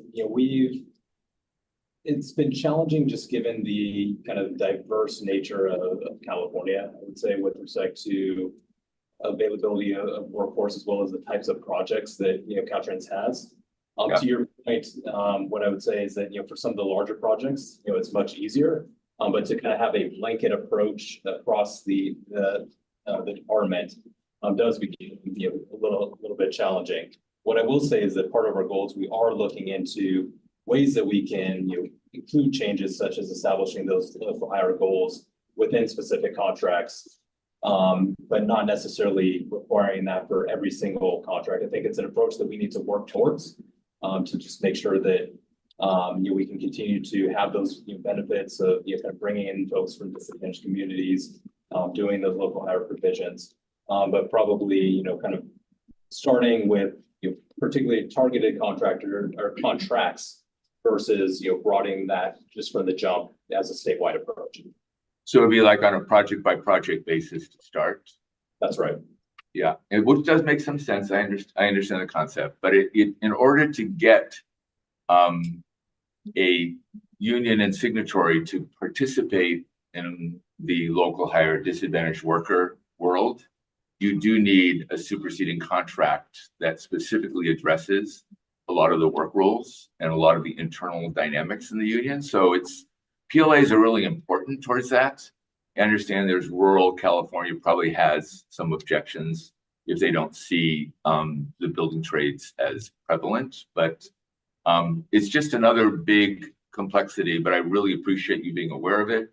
And we'll be watching closely to see how it plays out. So thanks for that answer. Thank you. Is there any other comments from Los Angeles, from board members? Yes. Let's hear. Oh, yeah. You should sit here. Yep. I can give mine. Oh, yeah. I was wondering what it was.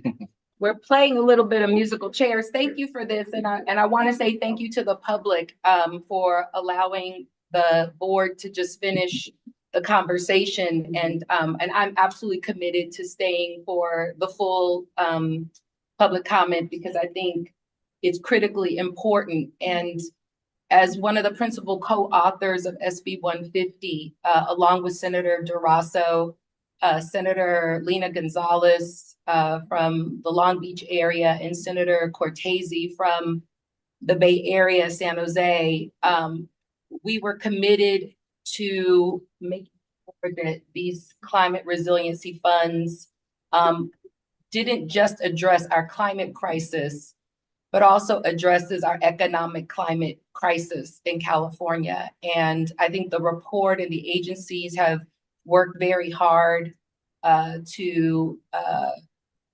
understand the concerns from the different work groups that have happened and hearings that have happened in the field.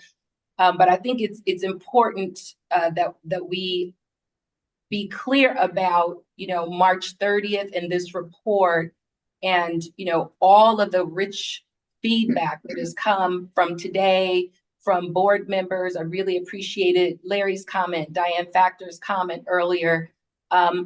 There's a lot of richness that is coming out of these discussions, and I know that there is some commitment to continuing to work and refine so that the intention of this important policy is realized. And that is, the district I represent, South Central Los Angeles, a lot. We're here in Whittier. These were all industrial cities that were devastated by the industrial shifts. And we are still working to raise standards, labor standards in the replacing service economy. And we're still pushing to address folks like women and formerly incarcerated, immigrant, Black workers who continue to be what I will say excluded from the opportunities of that first industrial shift and are paying the price now.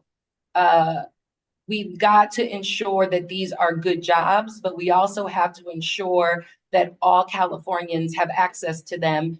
And so I noticed in the conversation about the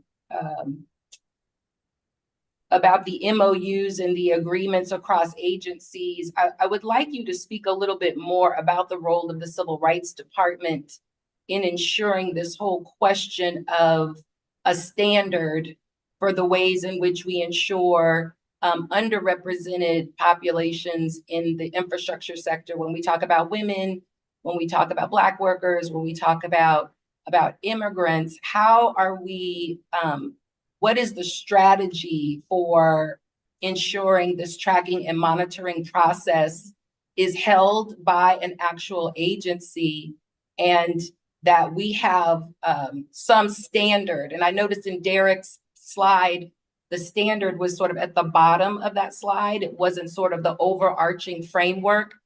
What is the standard that we may put in place to track this monitoring for underrepresented populations across these different agencies that will be distributing and procuring these dollars? And again, a little bit more on the question of CRD's role and the transparency of that. So that's the slide you're referencing was the stakeholder feedback and was a summary of the feedback that they had provided. So it wasn't meant to be like a order of magnitude or a prioritization. It was just based on the feedback that we got through the stakeholder process. Obviously for us, as I mentioned in the beginning, we have been directed to have a whole of government approach that includes CRD, that includes for us, the Labor Commissioner's Office, the division. Gosh, I'm gonna Labor Standards Enforcement, made my acronyms, apologize, DLSE. I think those two entities work in partnership to protect workers. And that is a partnership that the labor agency takes seriously and is important to us. I think we have robust tracking of for the Caltrans side for their projects based on federal standards that are already in place, both for small businesses, disadvantaged businesses, DDs, and we do the same on a state side for our small business requirements and our DDBE, Veteran Business Enterprise requirements as well. So that tracking is already available. There's reports that come out on that side. I think what we're looking at also is when we start talking about workers themselves, it becomes, we have, again, we look at who's on our job site based on whether or not we have the apprenticeship requirements. Those get tracked regularly. So there's various places. We have not had one standard that goes across all of the funding because it is also very unique. It kind of goes back to the conversation we've had at a couple of questions coming in is there's not a one size fits all approach for this funding that we're receiving also or we're applying for. So they are being tracked. It is a question we're considering as well of like, how do we show that we're meeting the goals of hiring from diverse communities and relying on those individuals to also report that information in a consistent fashion is not something we can, can't require somebody to check a box. But we have looked at ways that we can say, here's a form that we can ask people to fill out. And we do that in a variety of different programs. It's whether, again, from a contractor standpoint, we look at some of that, but to your overarching question, I would say we don't have one set standard, but we are committed to reporting the information we do receive. And so I think that's the point of where we need to go in the process. And we've talked about this over time is just how we get to the standard that can be adopted across the board. I think the point that Larry Frank made is a good one in terms of, the role that PLAs play in holding not just the labor standards, but also a mechanism for tracking and monitoring the equity standard that we are aspiring to reach through SB 150. And, I know that there's a commitment from the agencies around the table to even beyond March 30th to refine so that we get closer to that standard in ensuring that we have a mechanism for having real quality jobs, but we also have a standard across wherever these dollars are being procured to make sure we can track and monitor and tell the story about how these dollars are lifting our most vulnerable communities, and particularly those most impacted by climate injustice. So I appreciate the answer and this board and being on this board to continue to work with you all, both at the Senate and through the Workforce Development Board to meet those goals. So thank you for this and thank you for your continued hard work on the report. Thank you, Senator.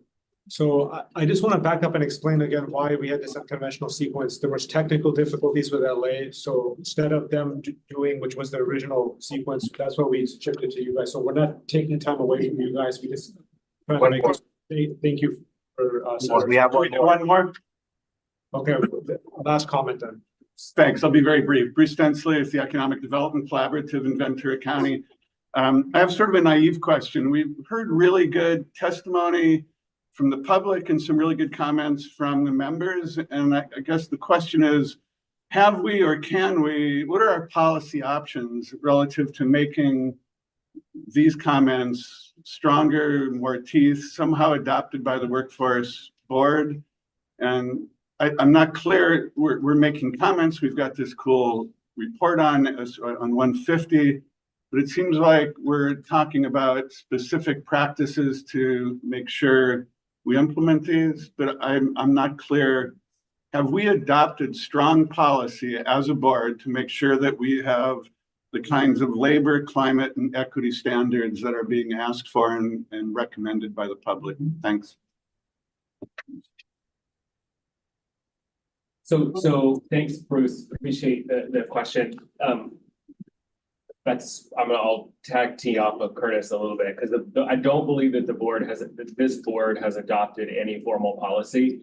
And this item is listed as informational. So there is no action that can be taken by the board after this. This is very much an informational hearing as defined by SB 150. But the labor agency is committed to working with the new leadership that comes in to the Workforce Development Board next week to ensure that we can continue the conversation and continue working with all of you and continue to digest your feedback. Yeah, thanks, Derek. Thanks, Board Member Stensley, Curtis Latson at the Workforce Development Board. Derek's right. We have not adopted formal policy from this board. It is something that new leadership can take on. It is actually in statute in UIC 14013 that does in statute authorizes board to adopt standards looking at some of those issues. So certainly would encourage the policy discussion going forward in alignment with the statutes that allow them to do that. Thank you. Thank you, guys. We'll shift back to our public comment. Thank you for your patience. Please feel free to proceed. Please proceed. Good morning, everybody. Remember 3 minutes and name and affiliation. Yes. My name is Rebecca Deltz. I've lived and worked in California all of my life. I'm here with UAW Region 6 to emphasize the need for robust SB 150 recommendations. Sorry, just so you're closer to the mic sitting. Thank you so much. In regard to workforce standards. As a member of my union, which represents a diverse group of workers throughout the state, I've witnessed firsthand the need for strong workforce standards, especially in regard to discrimination and harassment. So while the federal and state government is significantly investing in the green energy transition, there are not codified workforce standards attached to them. And it's imperative for a fair and just transition that whenever the state is investing significant tax dollars to companies, that these companies be required to commit to robust community benefits agreements, secure viable wages, prioritize worker safety, adhere to regulations, provide opportunities to develop skills, specifically in the context of the rapidly growing and changing fields, EV manufacturing and operations. Establishing standards for jobs like these benefits, of course, the individual worker. It also promotes a high road economy that benefits businesses, communities, the overall economy, and is therefore integral to the just transition. We need meaningful commitments and enforceable standards. So I urge the agencies to implement the recommendations on the part of our union and as part of the SB 150 process in all grant subsidies and funds. Thank you.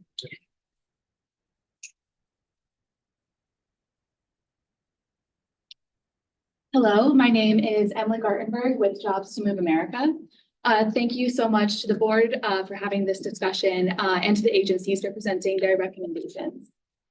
I also want to say that we are here joined by a very large coalition of folks, I'm not sure if people on the phone can see, because this is a very critical opportunity to get the quality job policies that we need in California.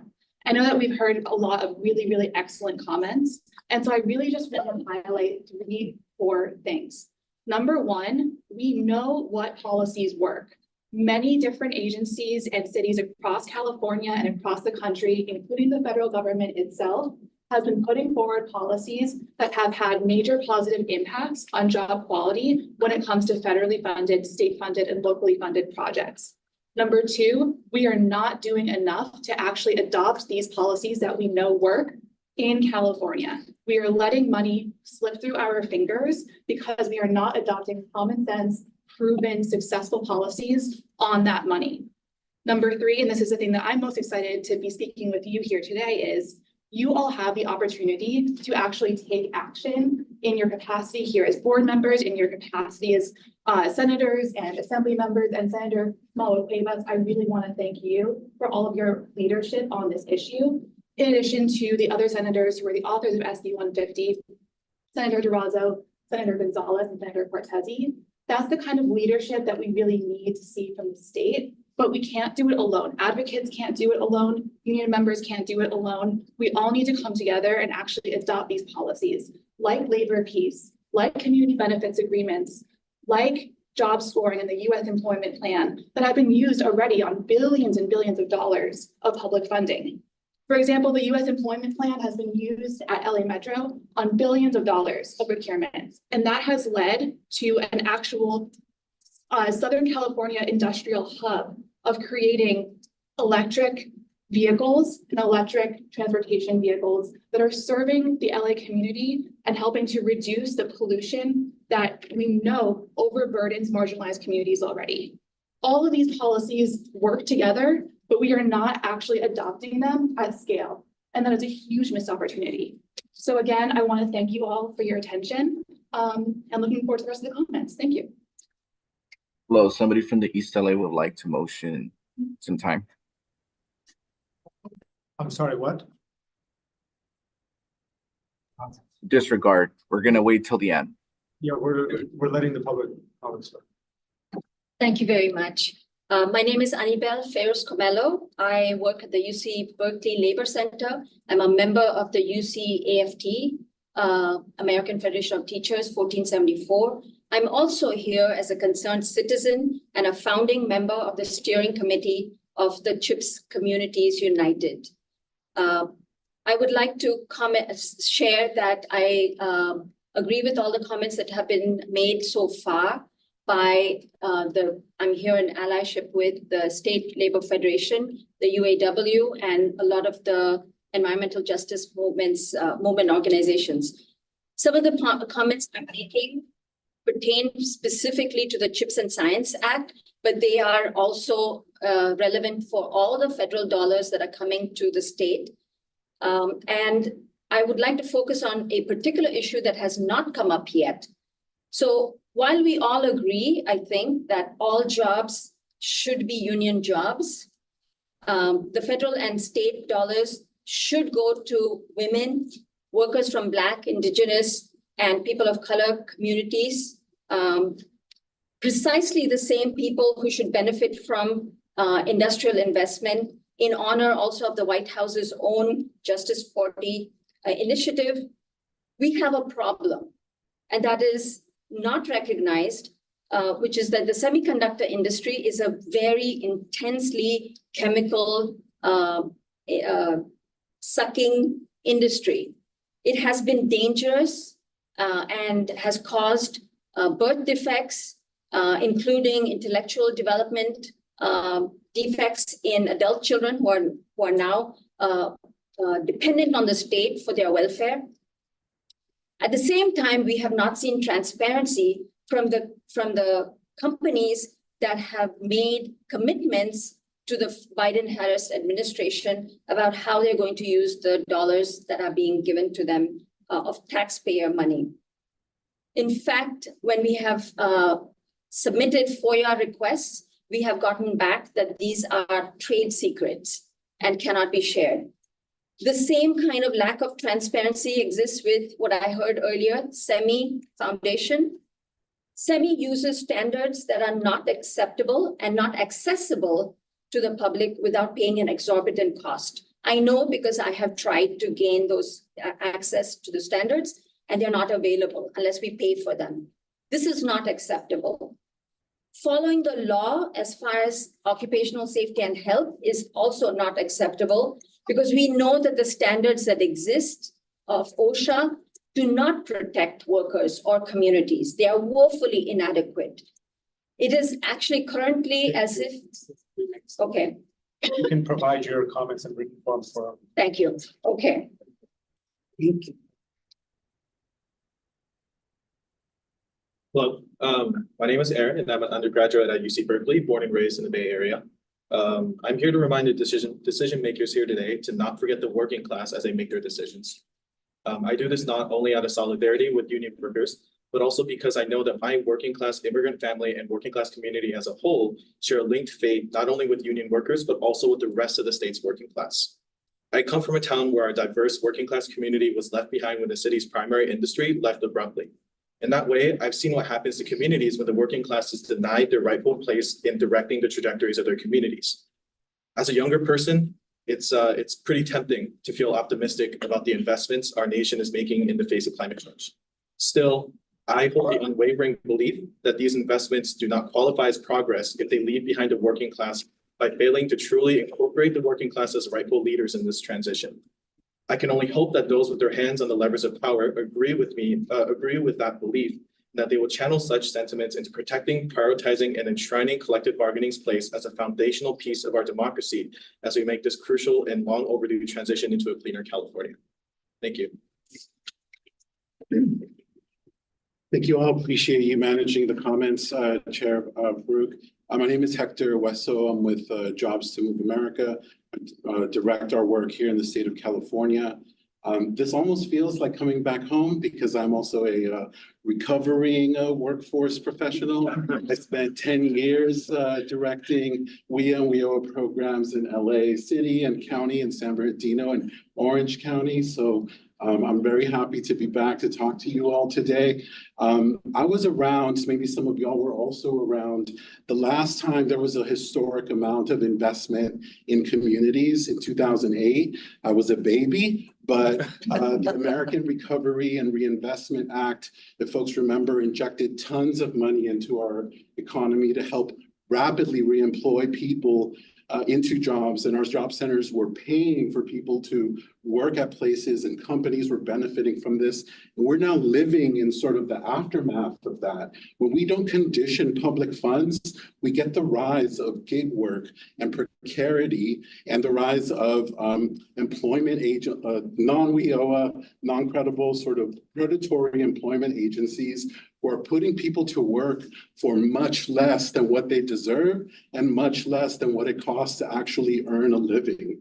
So Undersecretary Roberts and her team was absolutely right. This is a historic moment. Our coalition has been part of the 150 proceedings since the beginning.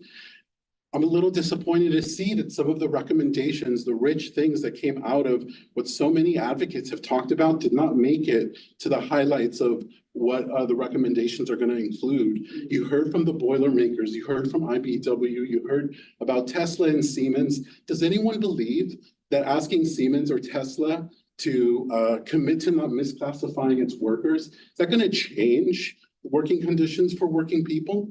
It's not.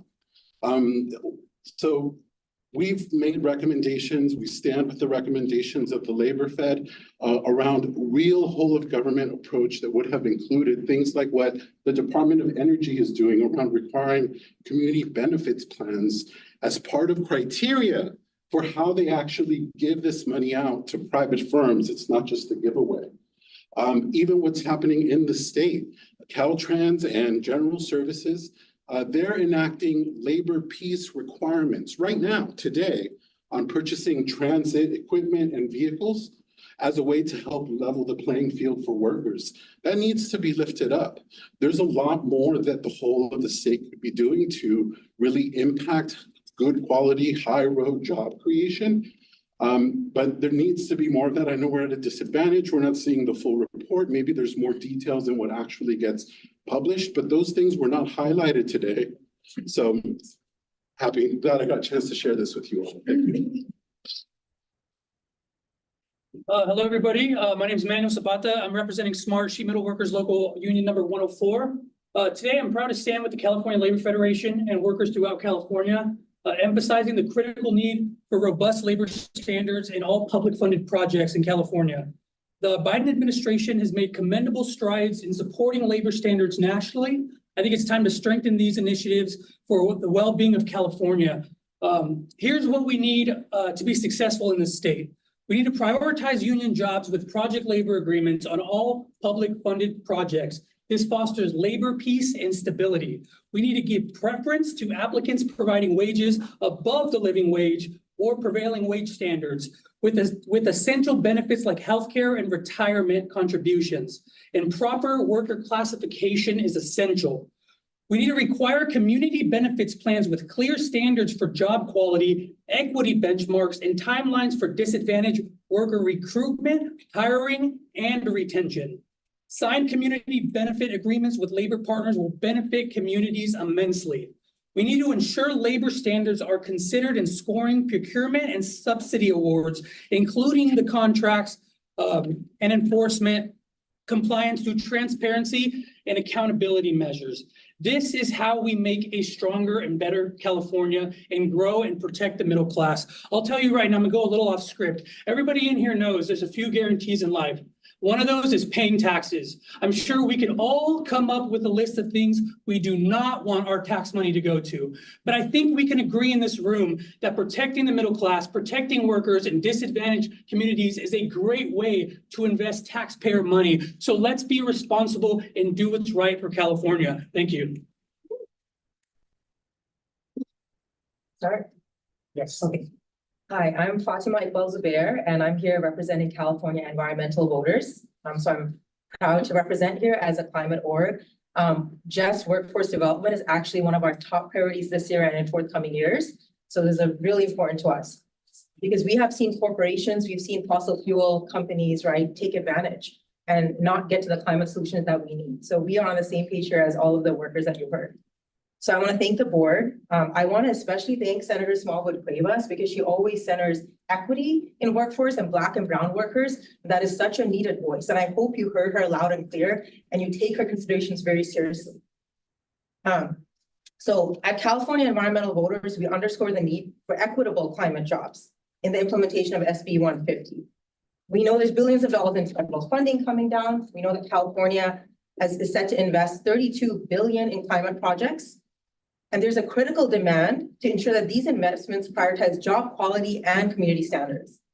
This includes adopting many of the common sense recommendations you've heard to safeguard workers and communities during the transition to new technology, especially, and I want to highlight this, in the manufacturing sector, where job quality and worker protections are deeply lacking.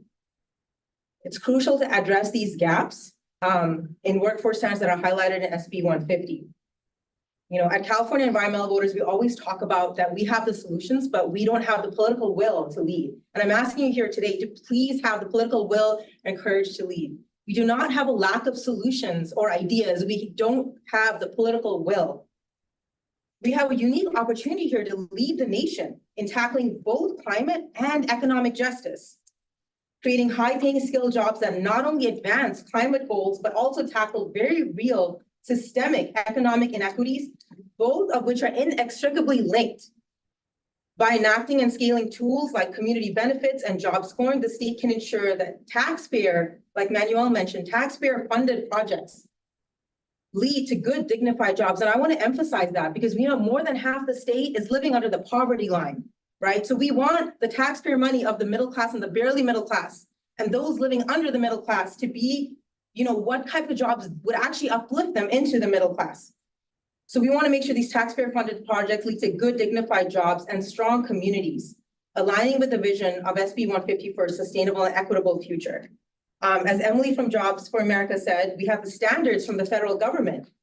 Like I said, again, we have the solutions. I expect California to lead as a climate, or we want to see California lead in climate and in equity, particularly for workers of color. We must not fall short as a state. Thank you. Good afternoon. My name is Connor Jackson. I'm a graduate student in environmental economics at UC Berkeley and an elected officer and member of UAW Local 4811, representing 48,000 workers at the University of California and Lawrence Berkeley National Laboratory. In my work as an environmental economist, I research the effectiveness and unintended consequences of greenhouse gas reduction policies for electricity consumers, agricultural producers, and passenger vehicles. While California is rightly focused on reducing our greenhouse gas emissions, I know from my research that the side effects of these policies are just as important as their intended impacts. The federal government has met California's ambitious and crucial climate goals with substantial investments in infrastructure, research, and manufacturing, enabling us to continue to be leaders in climate investment and policy. However, California is currently failing to ensure that these policies help us build the diverse, healthy, and clean workforces and communities that we need. When we ignore the impacts of our policy design on economic, racial, and environmental justice, or simply rely on existing laws, we have seen time and time again, we end up with low wages, exploitative workplaces, and unhealthy communities. Instead, California has the power to lead the way to a climate-friendly economy built on a trained and unionized workforce, safe and healthy workplaces, and diverse and supportive communities. We can ensure that our investments of public funds benefit the entire public. The federal government has already developed some tools to this effect that we've heard about already, like the Department of Energy's use of community benefits plans. And California should implement and expand on these programs. If all we do is simply provide reminders about legal compliance with existing law, we will fail to create the good union jobs, talented and diverse workforce, and healthy communities that we want. Californians want and deserve a just transition. We are able to achieve our climate goals and our economic goals and our local environmental goals. But we have to begin with measurable and specific commitments to achieve them across every sector of the green economy. Existing law alone will not take us over the finish line. We need to take proactive steps to create the workplaces that Californians deserve. I urge the agencies today to implement these mechanisms recommended by our coalition as part of the SB 150 process to ensure a just transition that benefits all Californians. Thank you for your consideration. Thank you. We had some remote submitted public comments. Emily, or Yes, the East LA has 4 public can we have comments. public comments? Yeah, we have 4. 4 in Los Angeles. Okay. Thank you.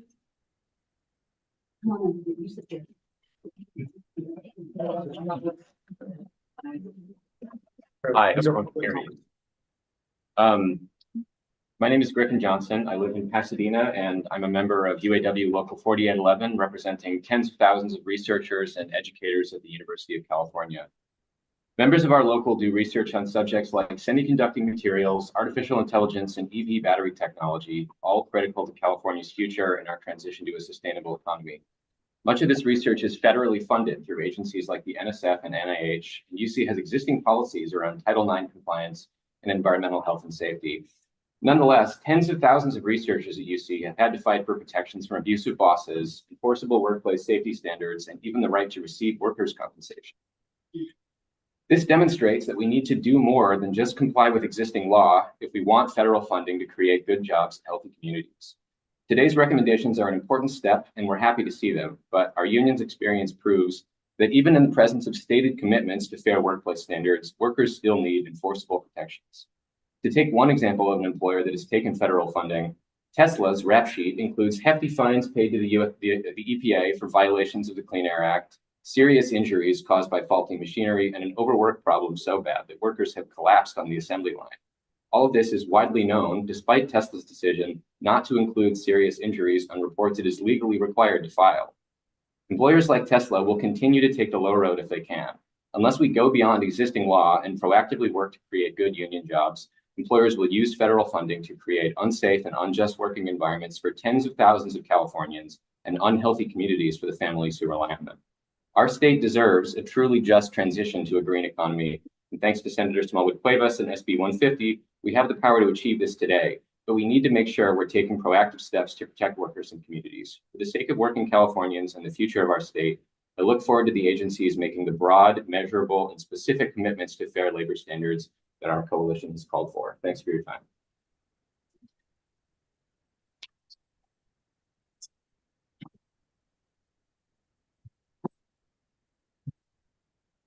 Good morning or good afternoon, everyone. My name is Jacqueline Perez. I'm a 4th-year doctoral student in psychology at UCLA, as well as the Los Angeles Unit Chair of UAW Local 4811, representing the 48,000 academic workers at the UC.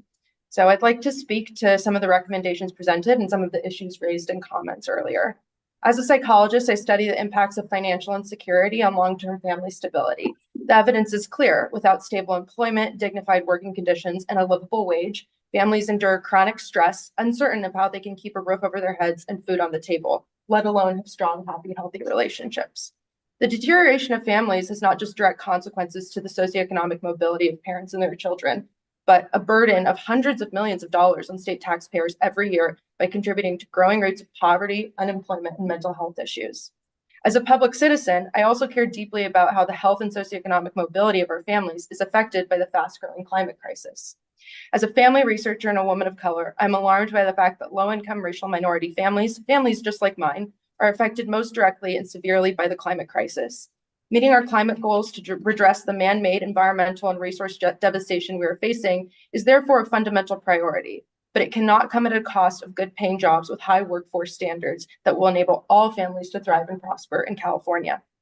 The Biden administration has been leading the charge on this by embedding equity considerations within taxpayer-funded programs. Their Justice 40 initiative directs agencies to direct investments to disadvantaged communities that have faced historic underinvestment and are overburdened by pollution. California has the opportunity to build off of this initiative by requiring recipients of state or federal funding to engage with labor and community. If we do not take into consideration the intersections of racial, environmental, and economic justice, we will fail to address the full scope of the issues raised by the climate crisis. When we ignore this environmental class inequality that destabilizes families and communities and has direct ramifications to California taxpayers, we see time and time again that issues persist where they are most deeply and widely felt. The work of SB 150 can't stop here. Recommendations are a necessary starting place, but they aren't enough. We need measurable and specific commitments, not just best efforts and best practices. General and broad support for apprenticeship programs, as we heard today, without the required inclusion of unions across all job sectors and all company sizes, will leave companies unaccountable and with unilateral say over working conditions. Workers in not only construction, but in manufacturing, maintenance, and operations must also have a collective voice to negotiate with their employers over their working conditions. Moreover, I would like to address the all too common misconception that good union jobs are somehow at odds with small businesses. Reflecting back on Sarah Arvison, the Vice President of UAW 4811's comment, partnering with unions such as the UAW who are prepared to implement worker-led apprenticeship programs directly overcomes this obstacle. This board cannot be pro-worker without being pro-union. We need proactive commitments from these agencies to work with unions and support labor organizing through new unionization efforts and contract campaigns. This would ensure workforce standards that have the potential to make California jobs some of the most competitive and progressive in paving the way to a just transition into a green new economy. We urge the agencies to implement the recommendations our coalition has submitted as a part of the SB 150 process in all grants, subsidies, and loans coming from the state and federal government.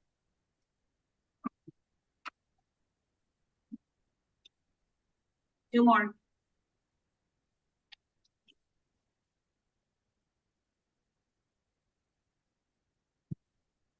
Good morning. My name is Henry Salazar. I'm a 25-year UAW worker, come out of UAW Local 230, where I spent the past 23 years as a union activist working on political and community organizing.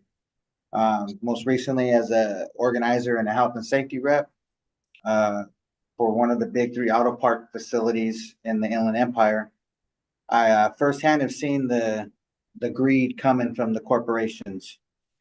The UAW Region 6, where I currently am assigned as an organizer, represents about 52,000 plus active members in California alone, in all sectors,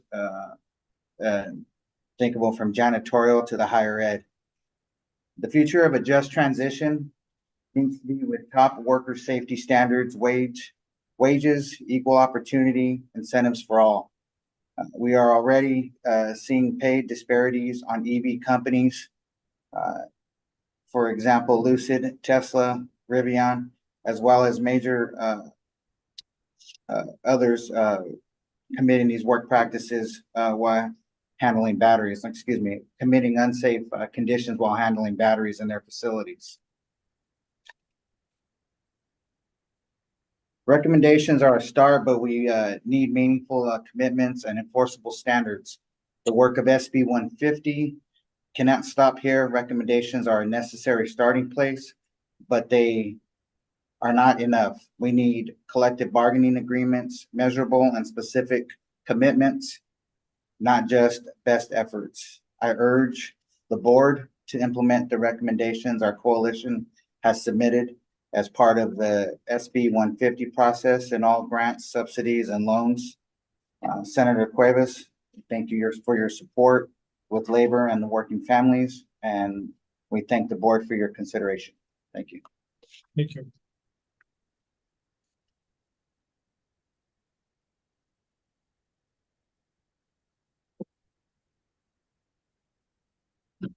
Hi, my name is James Banks and I live in Garden Grove. I'm a member of UAW Local 4123 and an international servicing rep with UAW. I service over a dozen manufacturing facilities in LA and the Inland Empire. I'm here today to speak on SB 150 recommendations that have been presented. California is an empty shell of what it used to be in terms of manufacturing. Factories that used to build Fords and Chevys and C-17 planes are now a thing of the past. It's time to change that. We're excited to see the efforts of SB 150 to increase both construction and manufacturing jobs in California as we make a green transition.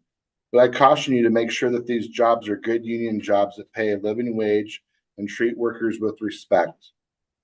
We've seen how Elon Musk has treated workers at Tesla, and it's not the same as workers who built Pontiac and Toyotas at Fremont under UAW Local 2244. We can do better. Unfair labor practices plague the Fremont facility. Unless we put in guidelines, employers will seek out minimum wage jobs and few job protections. We have the richest person on earth as an employer in California, and we can see how unequal the distribution of wealth really is. Recommendations are a start, but we need meaningful commitments and enforceable standards. So I urge the agencies to implement the recommendations our coalition has submitted as part of the SB 150 process for all grants, subsidies, and loans. Thank you. Thank you. Are there any public comments? One more. One more board comment. Wait, board comment, I just want to finish the public input if it's possible. Well, go ahead, Bruce, you're already done. You're on mute. I'm on mute. Okay. Mr. Chair, I'd like to ask to offer a motion that if not procedurally allowed today, then to be agendized at the next earliest opportunity. That the state board consider and adopt policy on assuring, requiring labor, equity, and climate standards and their enforcement governing the deployment of all federal and state transportation, infrastructure, and related funds.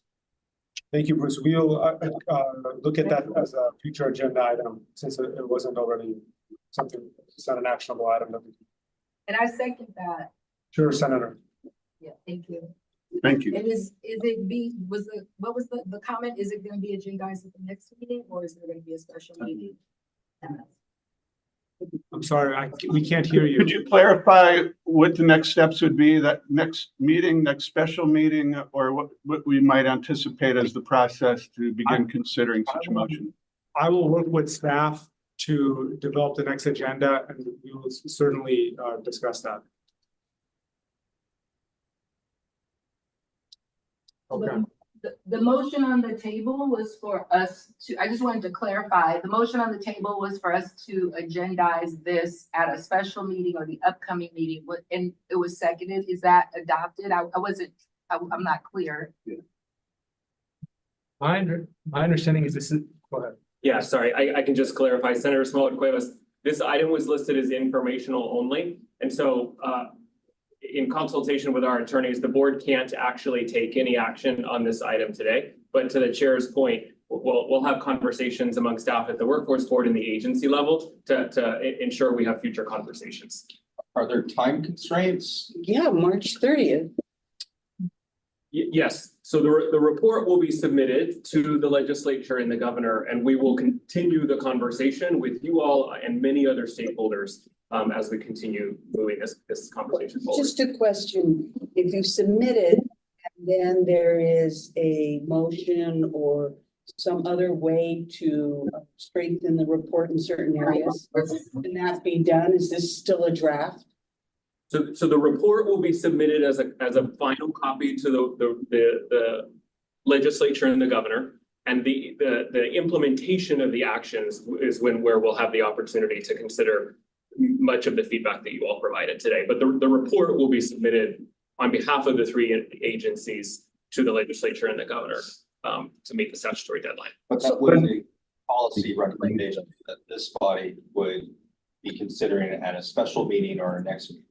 Not in this report and not at that time. There is no opportunity to do that quite yet. Again, we'll continue to have the discussions and opportunities to figure out how to implement that, but the board can't take any action today. Can I offer two quick comments? One, is there any way to make sure that our intent as expressed today is included in the report before it's submitted? And secondly, the urgency, if we're not meeting for another quarter, could there be a special meeting convened as requested by the senator? Where the board can go on our secretary comments. Well, so we'll consult with the attorneys, board member Sensley, about kind of what can be included because the board can't take action, the board can't define its intent in a formal setting. So we just want to make sure that if you all choose to take action, it will be invalid according to the open meeting policy laws.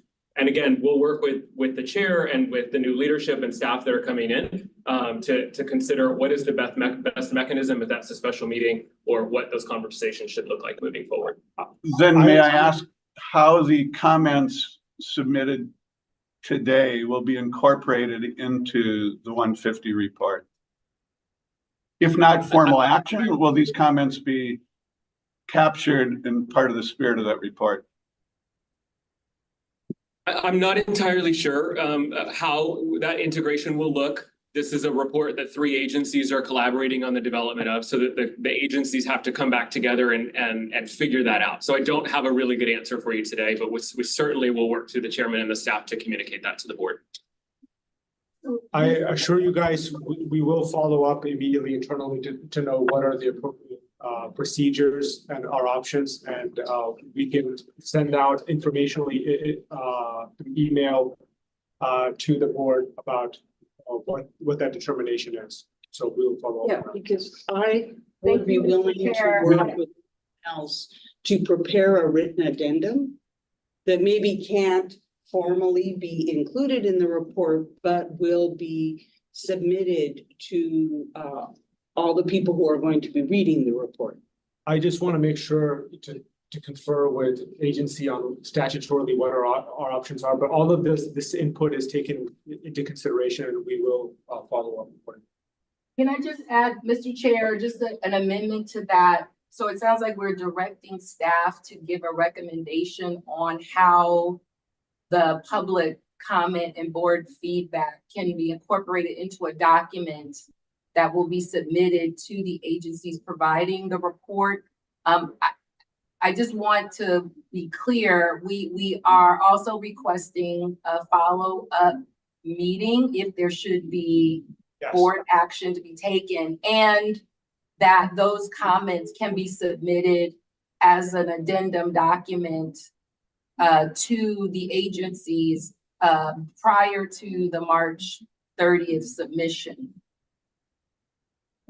So that the comments from this board are on the record. Yes, Senator. As the agencies are submitting the formal report, we want to make sure that these are documented and on the record. Thank you, Senator. Yes, those additional recommendations that you just outlined regarding a potential special meeting or how we can organize this information, all of that we will deliberate internally. It's purely a matter of we just want to make sure that we're exercising what's from a protocol and procedural manner is appropriate. So we will follow up as quickly as we can on that. And this meeting was recorded. Yes, it is. So we can have a transcript. Yeah. The entire meeting will be posted online in video format as well. Okay, so thank you for doing that.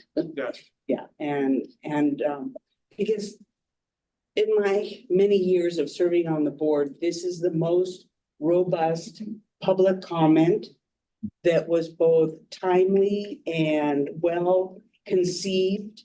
I really want to thank the public here and at the other sites for the work you've done and the time you've taken to travel here and present. And I want to just tell you, at least from my point of view, it was heard. Yes, and I echo those sentiments. We always value public input and we appreciate the robust civic engagement that was exercised here today. So thank you. So we have two more items, but we also have a mechanism to take remote public input. So we can read them up to 3 minutes. How many public input was submitted? 6. 6.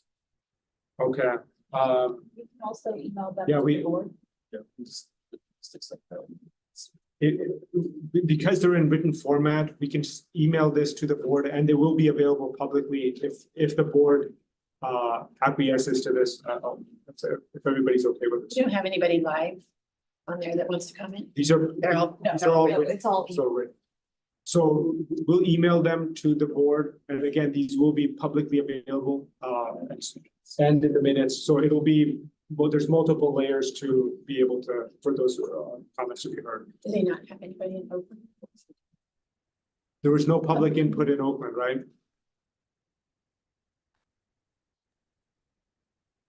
No, you didn't say no. No. Okay, and there was no, okay, so we have 2 more items to get through. A budget update, Curtis. I'll keep this short and to the point. Thank you, Mr. Chair. Budget update, the governor's proposed January budget did not include any new funding for fiscal year 2025 for the Workforce Development Board. We are working pursuant to SB 150 on the $50 million that was set aside for high road construction careers, working with Caltrans on doing an interagency agreement, finalizing that with Caltrans now and looking forward to putting that money in the field for high road construction. Thank you, Curtis. I mean, I heard this at the executive board and I wasn't sure I heard it right. There's no funding? No, there's no new funding. No new funding. Correct. No new funding proposed for this upcoming fiscal year. Right now, as of today, we have a little over $1 billion the Workforce Board does in program money in the field. So that money is in contract. That program work will continue through the life of those contracts, but we're not expecting any new funds in this budget. So you're not gonna be putting out more requests for proposals or? Not at this time.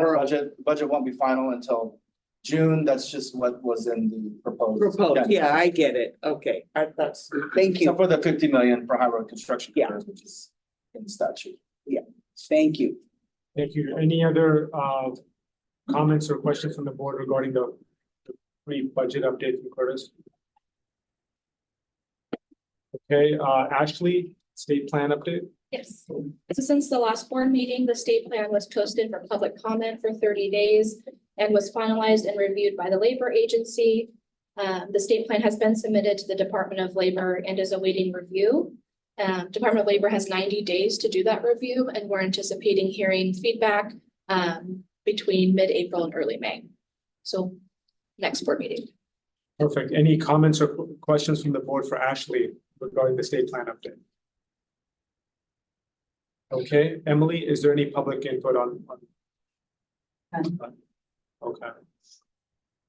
Is there an opportunity? Yes. To public comment on it? Just, if you could talk. You could just mention your name again. Hello, I'm Cesar Lara with the California Labor Federation Workforce Department. High standards, is there anything in your plan that talks about standards?